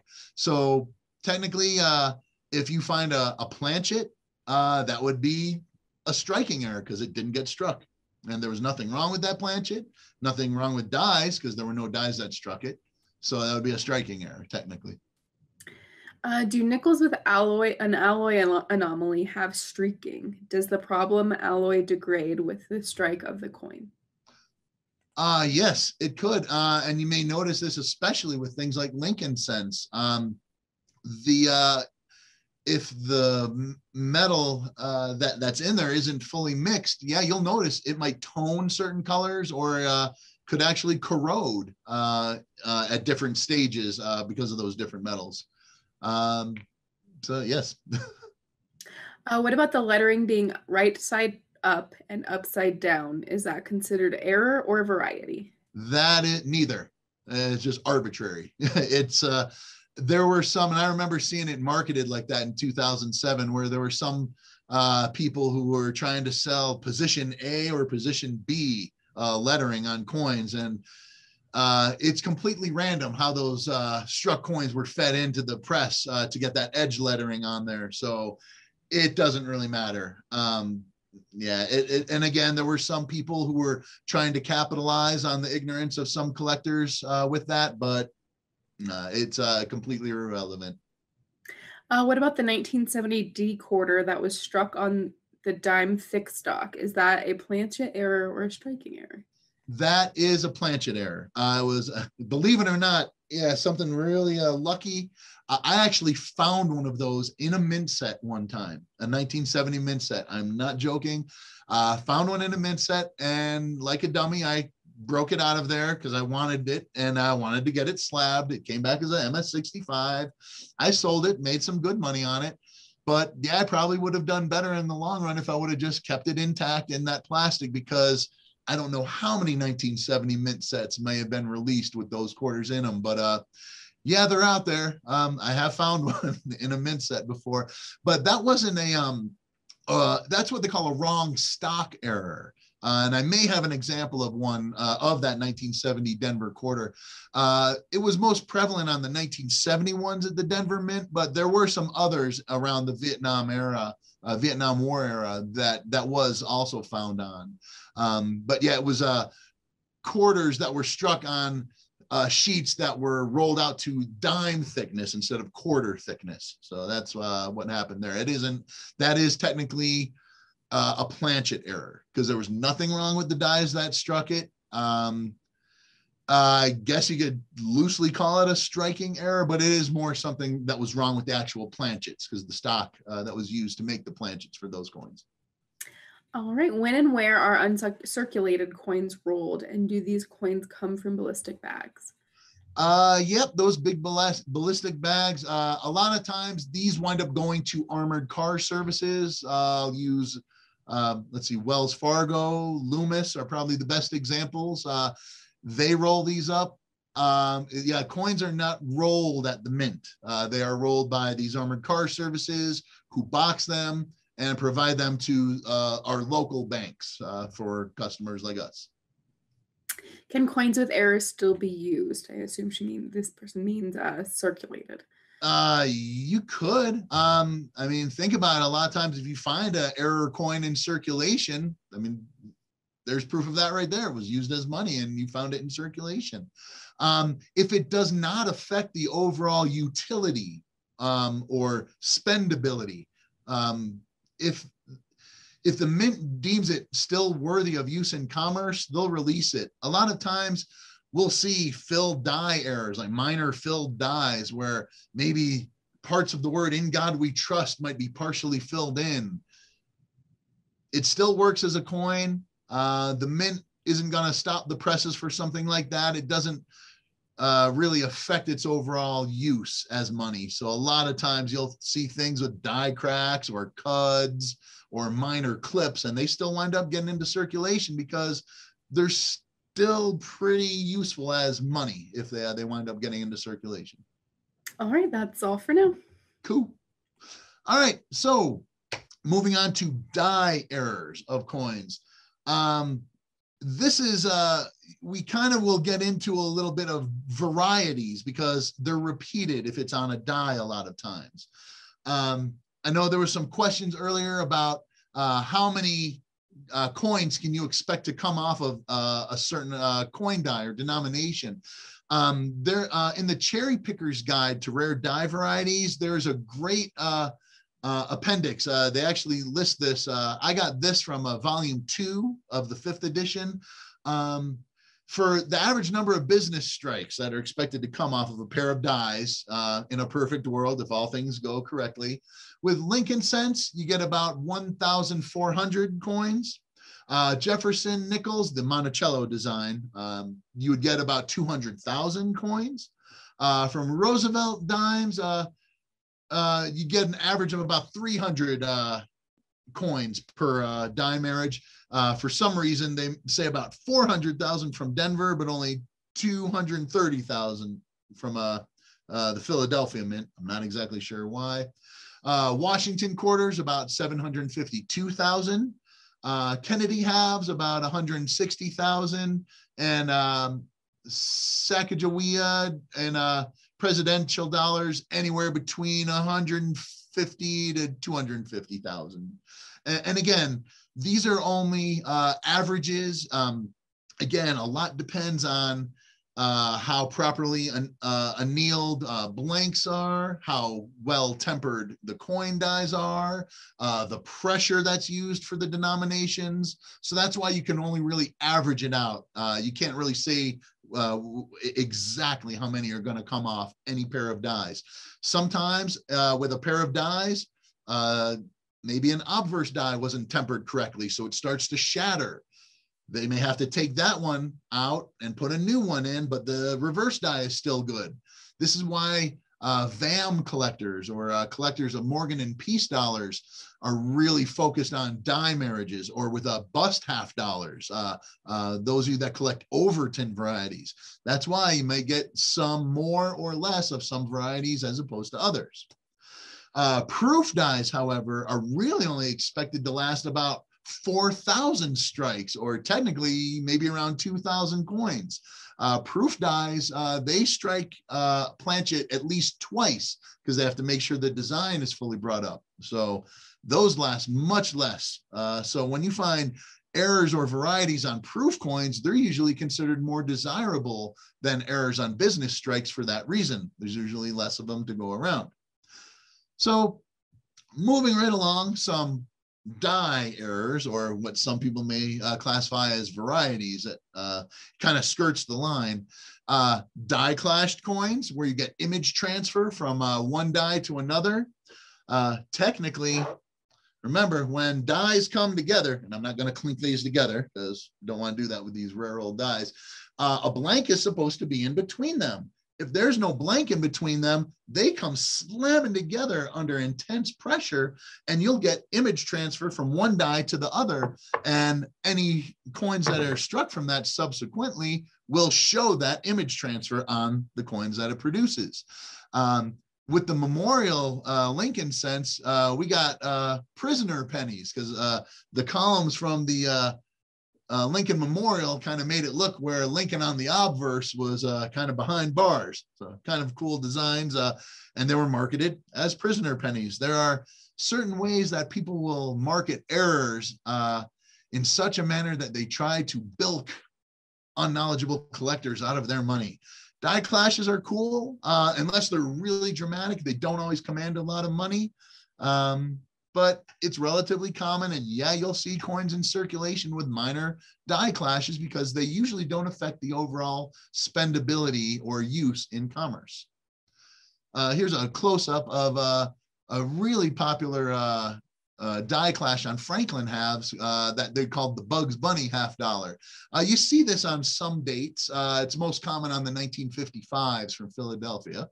And on the right-hand side, you see what we call an image overlay, where this is what it looked like the way the dies were oriented in the press. Remember, United States coin dies, the way they're put in, that the obverse and reverse will be 180 degrees from each other when you turn them side to side. But when you turn them up and down, it will be correct. It's what we call coin rotation. Metals and tokens, they do it side to side, where they'll both be upright, and that's metal rotation. But with coin rotation, you can see how those die clashes form because of the eagle that's on the back.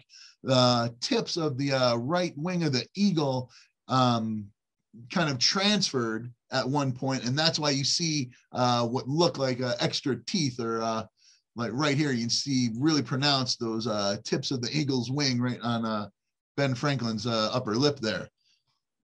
Looks more like Dracula than Bugs Bunny, but that's an argument for another time. So these errors, die cracks, pretty common. You see these happen as dies are used. Die steel is pretty strong because we temper it well, but after a while, if it's used too much, it could start to split, could start to shatter. It usually happens around certain design elements where it'll start.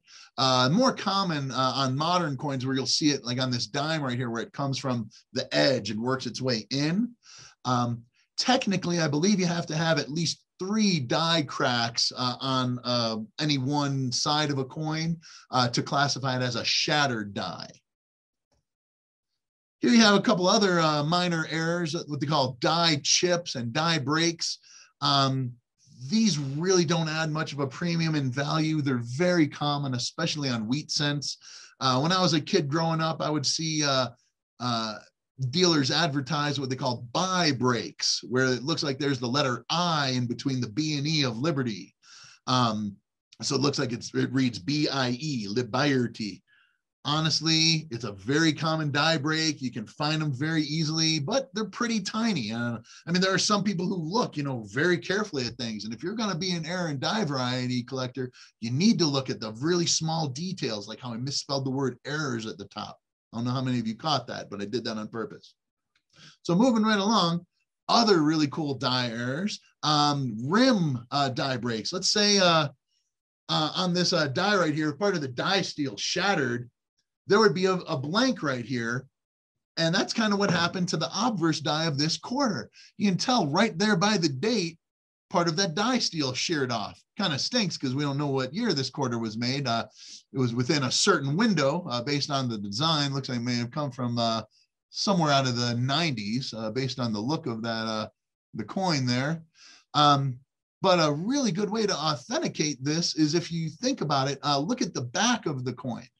Opposite where that cud or rim break is, because the metal had to fill in that void in the coining chamber when this was struck, that metal had to go somewhere. And that's why, if you look at the reverse, it did not strike up as well. This is a very dramatic rim break right here, where almost half of the obverse die shattered. I really would love a coin like this in my collection. Because that is dramatic. I love it. I love the look of that coin. And this, of course, would definitely go for some decent money, I'm sure, because it's so dramatic. And again, if you look at the reverse, you'll notice that part couldn't strike up fully because of the void left by the shattered die. And that's where all that metal went to on the obverse of that piece. I don't know how many were struck of that, but man, I would love to get my hands on one of those for my collection one day. Now, this is a little bit more modern, a little bit more subtle die error, what we call die gouges. It's an actual gouge or real damage that happened to the die that before the coins were struck. Now, in 2004, Denver Mint quarters, we had what was called the low leaf extra variety. You can see right here. And then on the right, what they call the high extra leaf variety. So two different dies, two different reverse dies that made their way into the coining chambers and struck coins. These were first really noticed around the Tucson, Arizona area, where they really started sprouting, and a lot of collectors in that area started to notice them. And they go for a bit of a premium. There are some people who weren't sure if it was something that a Mint employee did, kind of underhanded, or if it was a real mistake, but who knows. But you find these in circulation, they go for a little bit of money. Here's an example of an Eisenhower dollar that was struck with filled dies. Remember I said there's a lot of grease or mint goop at the mint. That goop finds its way into the dies, and it doesn't always allow for elements to be struck completely. So you could call this a filled die error or a strike through error. Either would be acceptable in this regard. So sometimes that mint goop hardens and will eventually fall out, and sometimes it lands on another planchet ready to be struck. And that's what these are examples of right here. And they usually happen really close to the design element where that grease was. It's not going to fall off and roll away. It usually will land really close to where it was in. On the left-hand side right here, you see a D that would be from the D in God. It does not match the size of the mint mark D, but it does match the font right here that was used in God We Trust. So that D was filled in with mint goop, and at some point it got hardened and fell out and landed on the next planchet that was going to be struck, and it actually incused it or impressed it into that coin. Those are a little trickier to find. I have actually found one, and believe it or not, I found it out here in my change. The first time I ever came out here for summer seminar in 2006, it was on a Nebraska quarters. That was pretty cool. There's a 1971 Mexican peso where you can see there was a 9 that fell out, and was the dropped number right there. Pretty cool looking error. Sometimes, like we said before, dies only have a certain amount of coins that they are expected to strike. On this quarter right here, and this back in 2016. So this is a pretty modern one.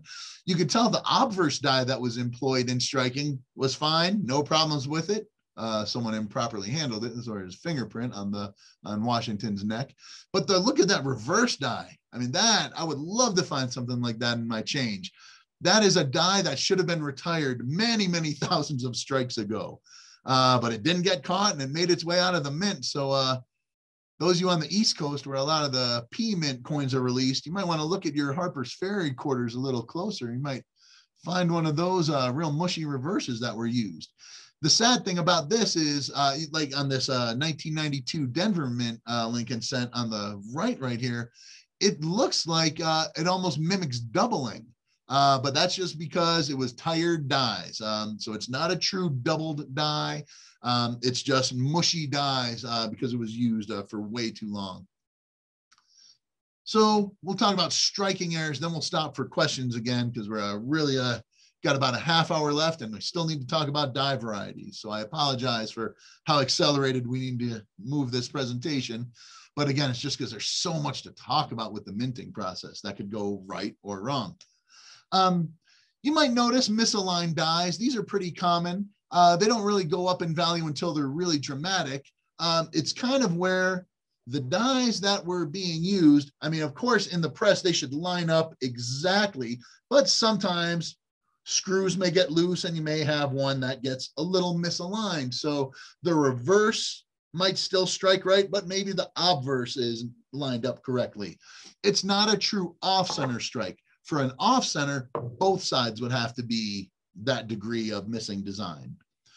So that's an example of a 1982 Philadelphia dime where the obverse was misaligned. Here's another example here too where the reverse was actually right on, but the obverse was not. And it usually is a case where it's the hammer die, the one that's usually moving more. And it's not always the obverse with every design. It depends. For example, Buffalo nickels and Mercury dimes, it was the reverse that was the hammer die, not the anvil. But if you look at this Lincoln cent right here, it's really sad. If you collect error coins, especially those you just starting out, I want you to notice something carefully on this particular coin. If you notice right here, it looks like gouges on the coin. That's exactly what they are, and that did not happen at the mint. Unfortunately, that is damage, and someone did that to that coin.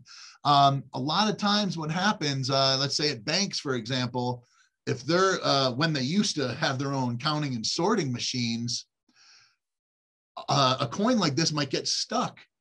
And the only way to get it unstuck, if you're working at a bank, you're not a coin collector, you're just trying to make sure the machines are working the right way, the way you need them to. They might just take a screwdriver and try and get that thing out of there. So a lot of times you might notice off-centered coins or coins with misaligned dies that have these really deep digs or scratches on them.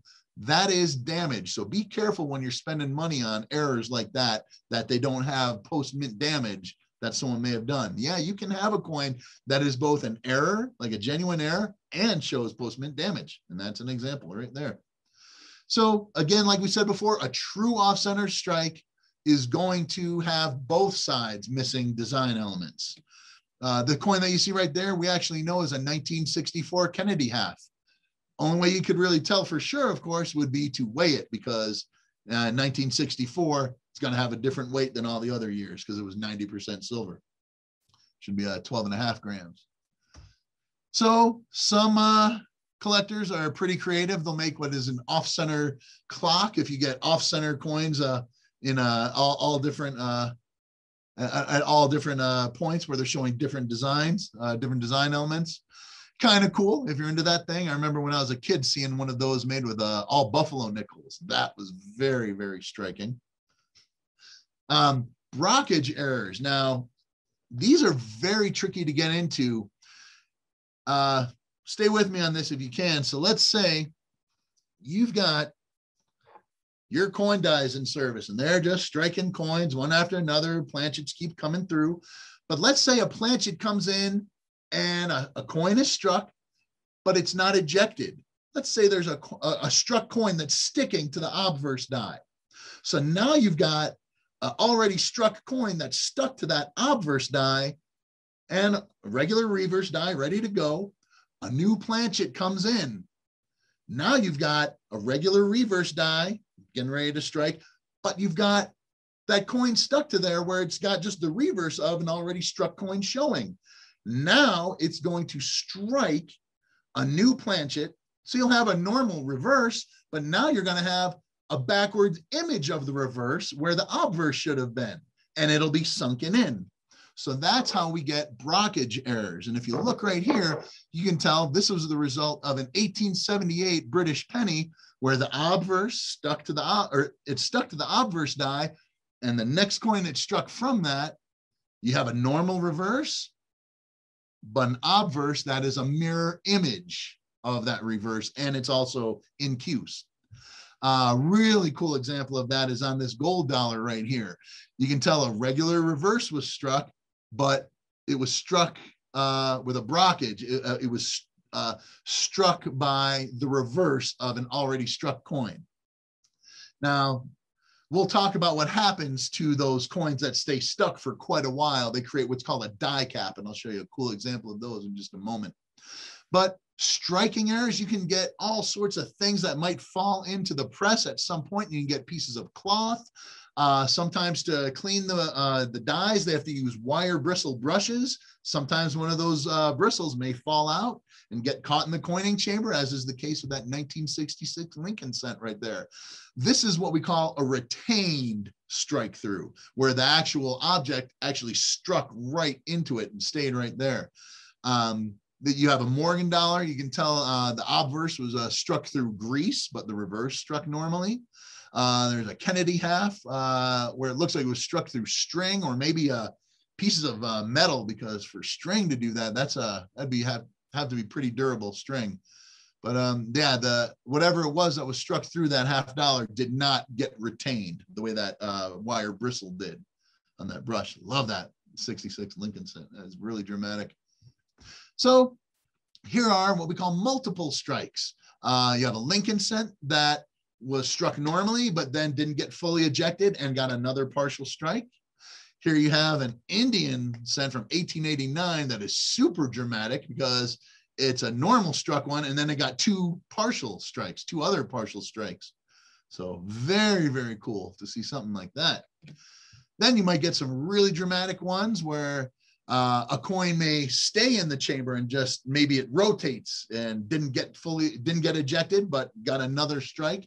That's why that one 1952 Denver Lincoln cent up here has a really, really strange look to it, because it didn't get ejected for that second strike, and it looks like it may have gotten another, maybe a third strike right here. You can see part of the edge got hit as well by the dies. Here's a off-center 1998 Lincoln cent. So not only was it struck off-center, but then it got a secondary partial strike. So that's what they call a multiple error coin. Same with this one right here. Here's another off-center that has a partial flip over strike, because you can see part of the obverse of Abraham Lincoln there. This one in the bottom left is a fun one we call a Mickey Mouse error. It kind of looks like Mickey ears. A broad strike and just a brockage, partial brockage error that hit that coin as a secondary strike. A Kennedy $half that got two strikes. It was normal, and then just as it was trying to be ejected, got another strike again. So a pretty cool look to all these errors. Remember we said before, when coins are struck properly, the collar that's kind of floating on springs will engage to close around the edge of a coin. It's a retaining collar so that it keeps that shape. And again, on those retaining collars, you might have letters or reeds on the inside of them. But if the collar doesn't engage, the obverse and reverse die come together, your coin may just squish out like a pancake a little bit, as is the case with this nickel and this Lincoln cent right here. Pretty cool looking error. You probably won't find them in circulation. Your better chance would be to find them in original mint bags. The reason you wouldn't find them in circulation is because most of the coins we get go through armored car services and they get rolled. And if they have coins that don't uniformly fit in rolls, they're not going to get into there. So chances are you're not going to find broad strikes in circulation. So just keep that in mind. Remember we said when we were talking about brockages, how that stuck coin can just stay there for a little while. And as it keeps striking coins, you might have it where that stuck coin is just going to keep spreading further and further. And it kind of stretches up the die neck right here. And you get what kind of resembles a bottle cap once it actually comes off of there. So that's why this Indian head cent has that look that it does. Naturally, the obverse is going to be fully struck because it was stuck on there and it was just getting impressed several times. And the reverse is going to be all distented like that. And that's why brockage is, that would be used to strike other coins if that die cap was stuck to one of the dies. Really tricky, really tricky to talk about with die caps. Sometimes you might get the wrong planchet that goes into the press for a certain denomination. And it's usually the case where it's a larger denomination than the intended coin. It's kind of strange how that happens, but yeah, these are pretty dramatic when you find these. You get coins with multiple errors. Again, here's a nickel that was flipped over and double struck in the coining chamber. At the bottom right here, very dramatic, where you have a dime that was actually struck over with a Lincoln cent dies. Some people would call that an 11-cent error. Two different denominations. Very dramatic. Very cool how something like that could happen. Some other errors, just go through real quick. Because the U.S. Mint has struck coins for other countries, that's a Lincoln cent struck over a Panamanian centavo. Is a fold-over error, where the planchet unfortunately didn't lay flat in the coining chamber and kind of got folded over a little bit like a taco, and part of it got struck. A lot of times at the Mint, to increase production with the bliss press, it wasn't just one single die. You might have a gang punch where there's 2 or 4 dies that are used and coming down all at the same time.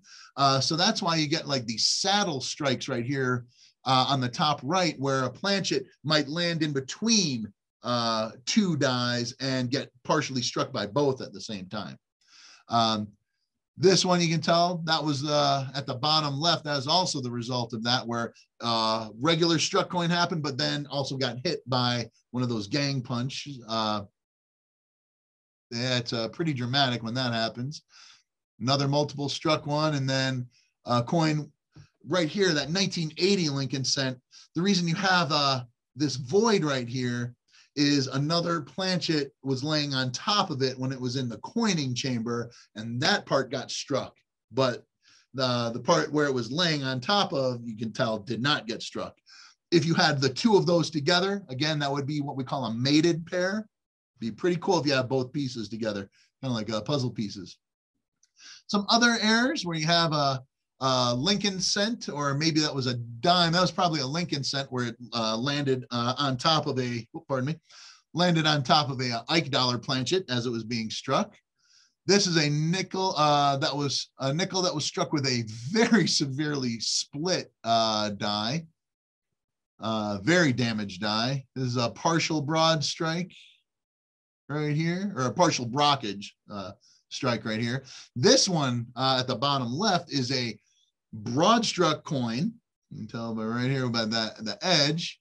And then, of course, it was also hit by a brockage, or by a brockage coin. So partial brockage, very interesting coin right there. This is the dime that you see right here is what we call a chain strike. It's 2 planchets that were in the chamber. And you might notice that when 2 planchets are in the chamber at the same time, they usually wind up meeting at a straight line. It's pretty cool how that happens. Come out here for summer seminar, and I'm sure Dr. Wiles would explain exactly why it happens like that. But that is usually the case. It'll line up right like that. This 1976 Eisenhower dollar was partially struck through a feeder finger. Sometimes those feeder fingers don't always make it out of the way in time. And they get struck, or sometimes they may get struck and impressed into a coin. All depends how fast it was able to move out of the coining press. Some really dramatic errors that you see right here where you get clusters. Sometimes Planchet gets fed in and it doesn't get ejected, and another one comes in and that one gets stuck to the one that was just struck. Another Planchet will get fed in, and just more and more and more of them. This one right here is probably about at least a dozen, if not about 20 Planchets that all came in together. And finally, when a mint technician noticed it, they were able to stop the press and they noticed this huge cluster. How does something like that get out of the mint? Story for a whole nother time. Yeah, you can tell right here, here's another cluster from 1999. Obviously, because you can see some of the zinc core on some of the Planchets that just kept getting fed into the press but not ejected. So this would be the obverse of that cluster. You can see right here, and then the reverse of that cluster as well. Very dramatic stuff. Sometimes you get what are called bonded Planchets, where two Planchets are actually fused together under the intense pressure of the striking process. You can have up to 50 tons of pressure in some cases. So you could have it where two Planchets get fused together like that. And that's, as is the case with that nickel or these Lincoln cents down here. So this is a really cool error called a pine cone. That's another multiple Planchet error. I mean, things like this, because when we talk about, how do you determine value of an error? If you have a coin like this, that'd be an NYP coin, name your price. You could probably get whatever you wanted to for something like that. How that got out, it's a 1996. I have no idea, but still very, very dramatic. Now, this is a little bit trickier because a few years ago, I remember reading about this in the numismatic press, where there was a quarter, a 1970 S or a proof quarter, that was actually struck over a 1941 Canadian quarter as the Planchet. Could that really happen at the United States Mint, that almost 30-year-old quarter is used as the Planchet in a proof coin where there's a lot of quality control? Makes you wonder sometimes. I'm not going to get into talking about what mint employees may or may not have done on the midnight shift during the 1970s, but there are some really cool creative things that you just have to wonder, how could that have happened without some kind of intervention from a mint employee? Anyway, yeah, that thing sold, I think, for over $50,000. Someone liked it enough. This one actually just made the news not too long ago, where you have a proof Eisenhower dollar, either 1971 or 1972.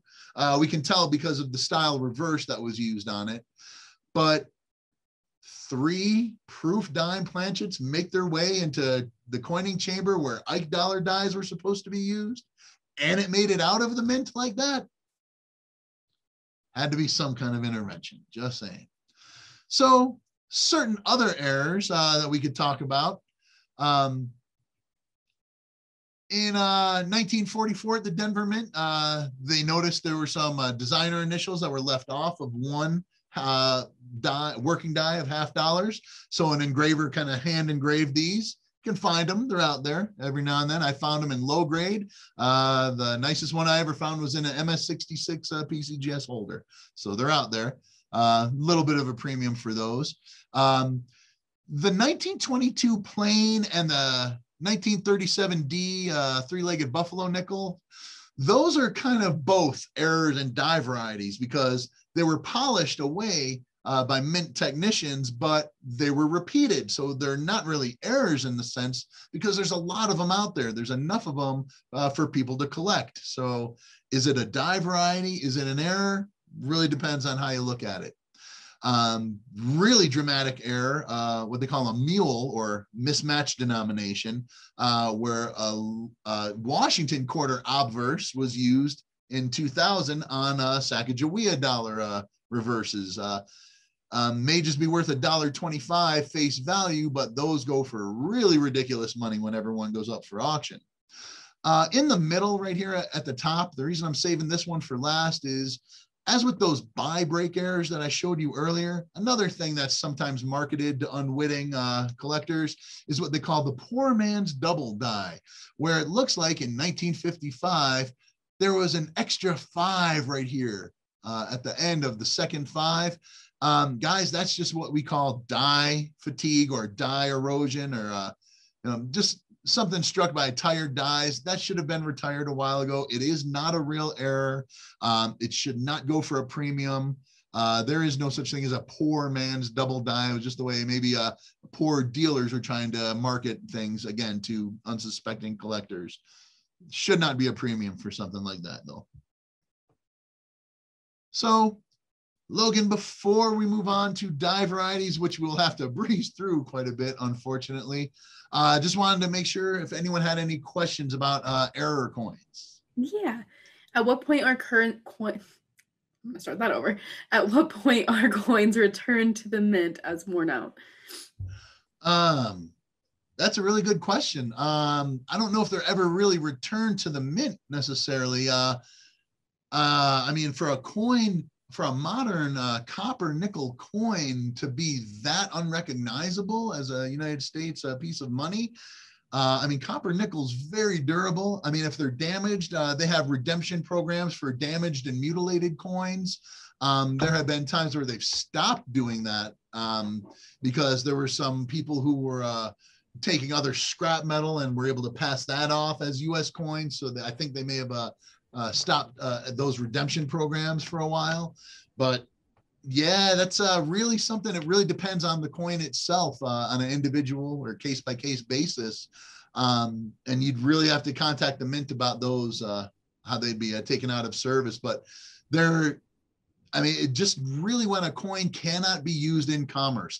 Technically, if it's banged up, chewed up, it shouldn't be used in commerce because it slows things down. We have bankers, that need to stack coins, the armored car companies that need to roll coins, and, we need to use them and, just on a consistent basis. So really damaged things, it depends on the degree of damage at any time. Are die clashes and cues on the minted coin? Yes, more often than not, it'll show up as a in-cuse design element. It's kind of tricky to say. It really depends on the denomination in question because does the denomination in question, is it in cuse or in relief? Because it'll be the opposite with on those parts of design on the struck coins. Again, it is really confusing because you have to think backward and forward or positive and negative with that. So yes, you'd really have to see that on the struck coins. More often than not, it would be raised marks or in relief. Has there ever been an error on a $1 silver eagle? Yeah, of course. Absolutely. You could get all kinds of errors on silver. I've seen strike throughs a lot of times where there was a foreign object and maybe it was tape, could have been string, could have been grease, but yeah, errors are possible on any coin. I've seen errors on proof coins. And again, proof coins go through a lot of quality control, but they make it out. Are coins with apparent double dies due to die fatigue the ones that are called poor man's double die? Yep, absolutely. That is just a die fatigue thing. It is not a genuine error. Don't pay a premium for them. With off-center strike, why does not the coin bend? It does sometimes. It absolutely does. It depends on the degree of off-centeredness. So I've seen some where, yeah, you will see like a slight bend because it's trying to go into a chamber with a collar and everything. And if it's not sitting neat in there, yeah, you are going to get slight bends to them. That does happen. How does flip over strike occur? It seems that there wouldn't be enough room between the dies or a planchet to flip over. There is. You may not notice it right away, but yeah, as the die comes up, as a coin is supposed to be ejected, sometimes a feeder finger might miseject it, so it could, slide out wrong. It could flip upside down. Yeah, it is possible, obviously, because we see coins as a result of that.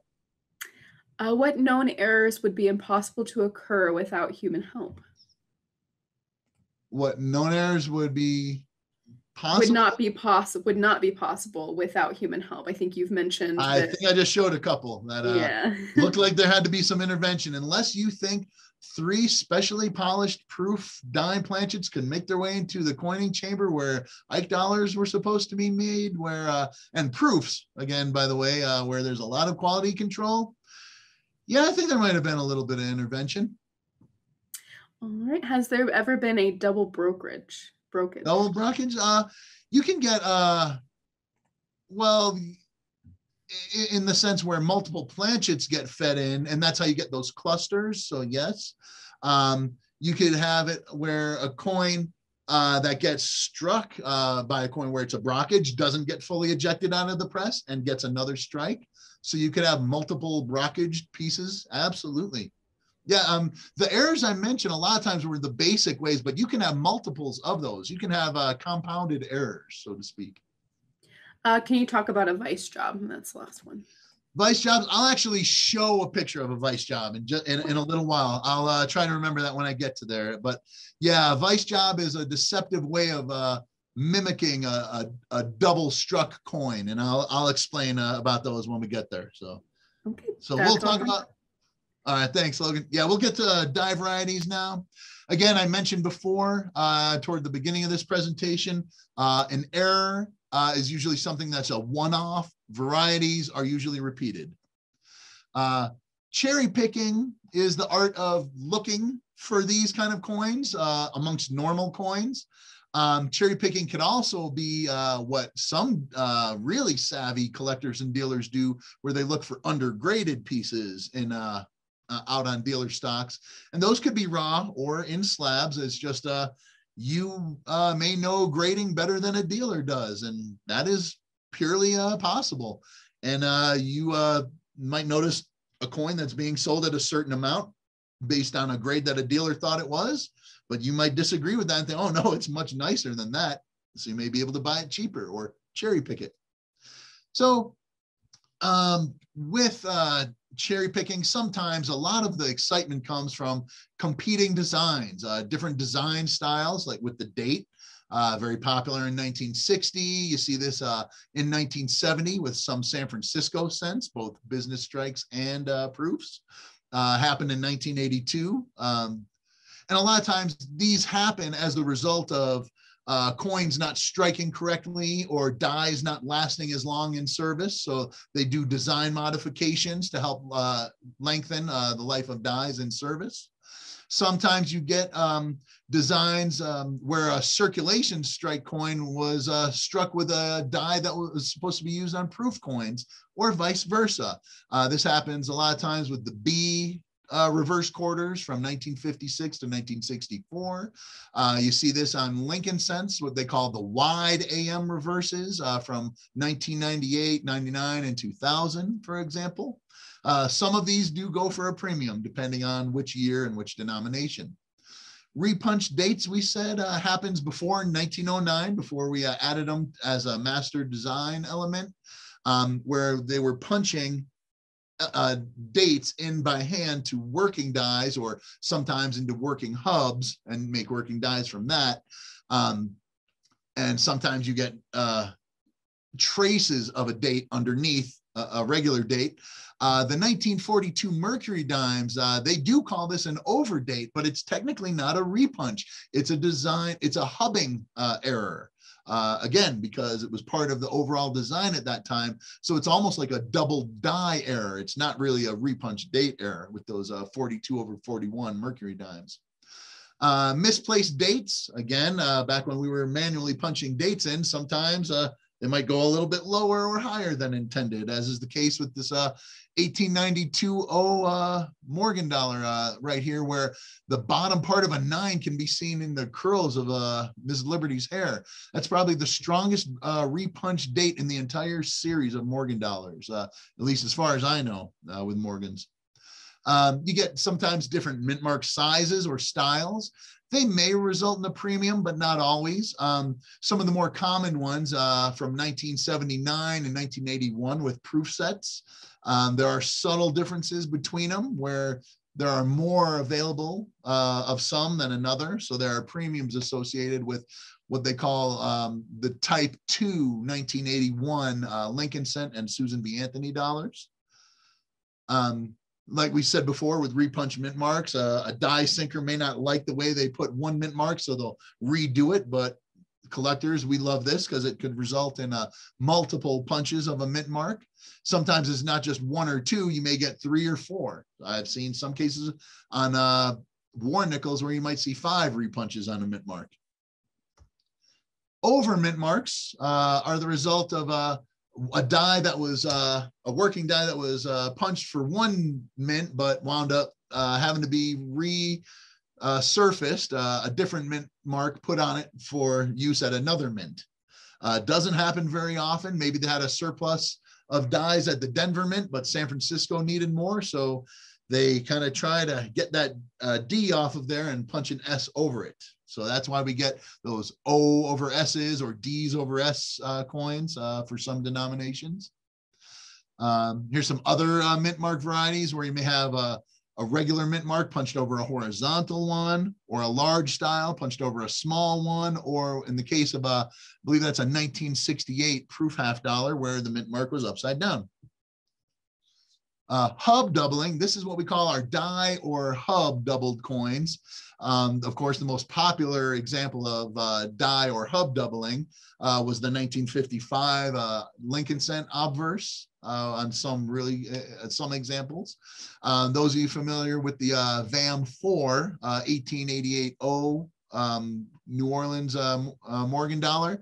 In the red book, they call this the hot lips variety because you see strong doubling on the profile of Miss Liberty there. This is on a 1964 Kennedy half dollar where you see splits or notches in the serifs of the lettering. A very popular one, a very rare one, was on some 1969 San Francisco Lincoln cents. Here another couple examples: 1983 Memorial cent, 1901 Morgan dollar, 1946 Walking Liberty half dollar, 1935 Buffalo nickel.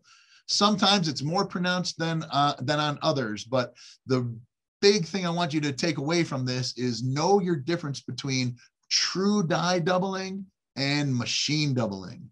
I'll show you a diagram in just a little while, and the appendix at the back of the Cherry Picker's Guide does a great job of explaining this as well. But machine doubling happens where a coin is, as it's being ejected from the coining chamber, kind of gets another false impression or another hit from a die as it's being ejected, resulting in this shearing of metal that mimics a doubled die. A lot of collectors that are trying to find a 1969 San Francisco double die Lincoln cent, we get questions all the time here at the Money Museum. People think they found one and they don't realize, no, that's just machine doubling. And a big giveaway for this is because you can tell a lot of machine doubled 1969 Lincoln cents, they'll also show that doubling on the mint mark. A genuine 1969 Lincoln cent, 69 San Francisco Lincoln cent, that's a true double die. You won't see that doubling on the mint mark. Remember, the mint marks were added to working dies after the coin die was the working die was made.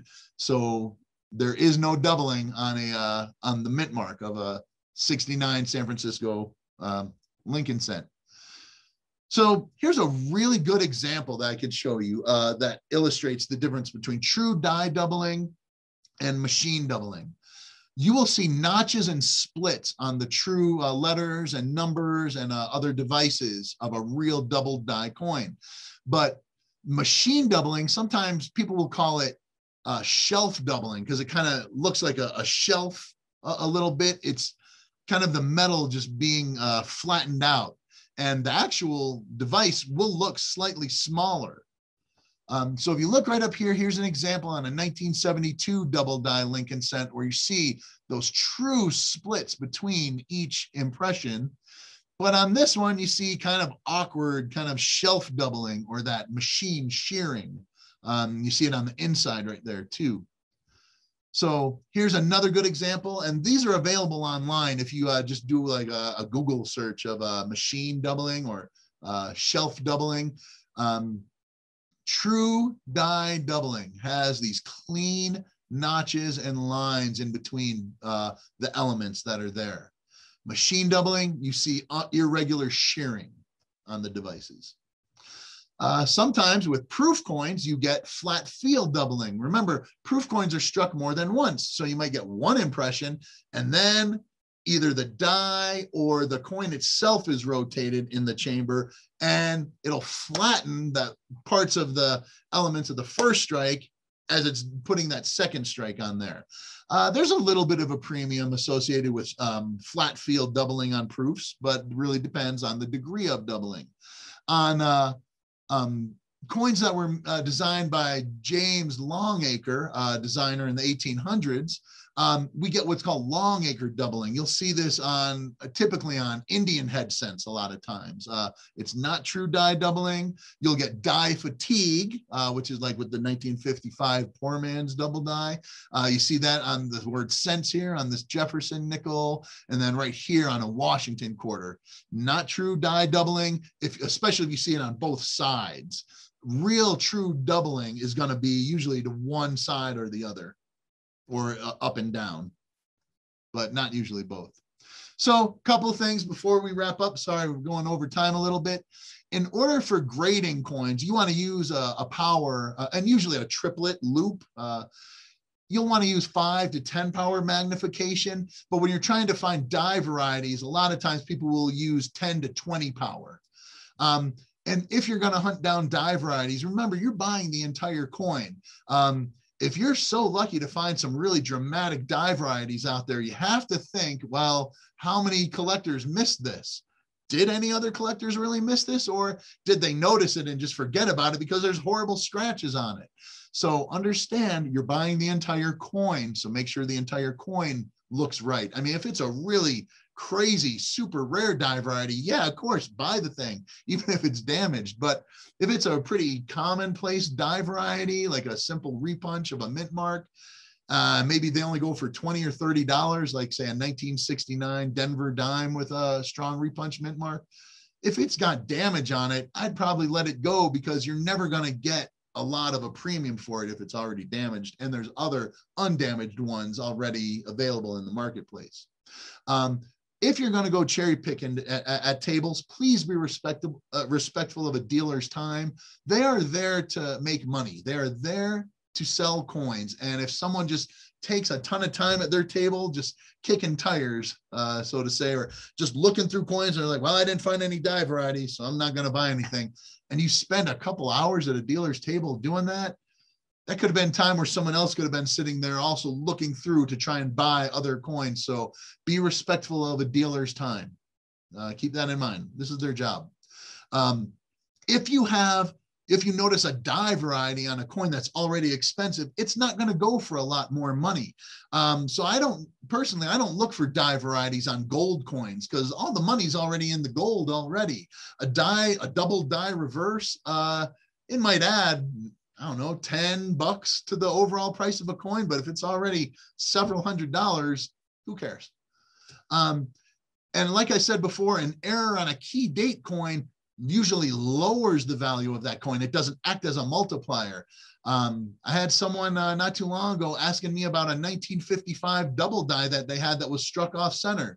It was counterfeit, but if it were a real off-center struck double 1955 double die, it would probably go for less money than a real 1955 double die Lincoln cent, because anyone who wants one of those for their collection is going to want one that's a true, good, clean example of that die doubling. They're not going to want it off-centered. A 1909 SVDB Lincoln cent, you're not going to want that with wood grain streaks going through that more often than not. They don't act as multipliers. It usually lowers the value of the key date coin in that regard. So keep that in mind when you're in the marketplace as well. And just to close, a lot of times people say, you know, how do you have so much luck finding errors or die varieties? The best way to be that lucky is to be prepared. Study, read, learn as much as you can. Of course, this is coming from a numismatic educator, so I'm biased. But in order to be lucky, you've got to be ready for it. So luck, like it says on the screen, is something I used to hear my dad say all the time when I was a kid. He'd say, luck is just the moment when preparation and opportunity meet. If you have studied, if you have prepared, and you have educated yourself enough, then when you go out in the numismatic marketplace, you'll make some of these lucky discoveries better than other people who weren't prepared and don't know what to look for.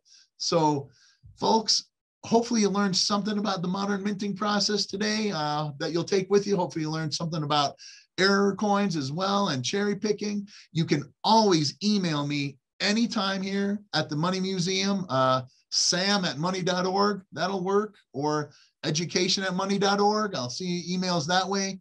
But the last slide I'll leave you with on the screen here, if you want to learn more about error and variety coins, check out the Kaneka online website. Variety Vista is an online encyclopedia with thousands of images of many of the coins, the repunch mint marks and double dies that we were speaking about. And errorref.com is awesome for looking at different types of errors as well. So Logan, with that, that's pretty much all I had. If there are any other questions, we could address those. Sorry, yeah. Thanks for going over time. That's fine. Is a nickel partially bent in half a striking error?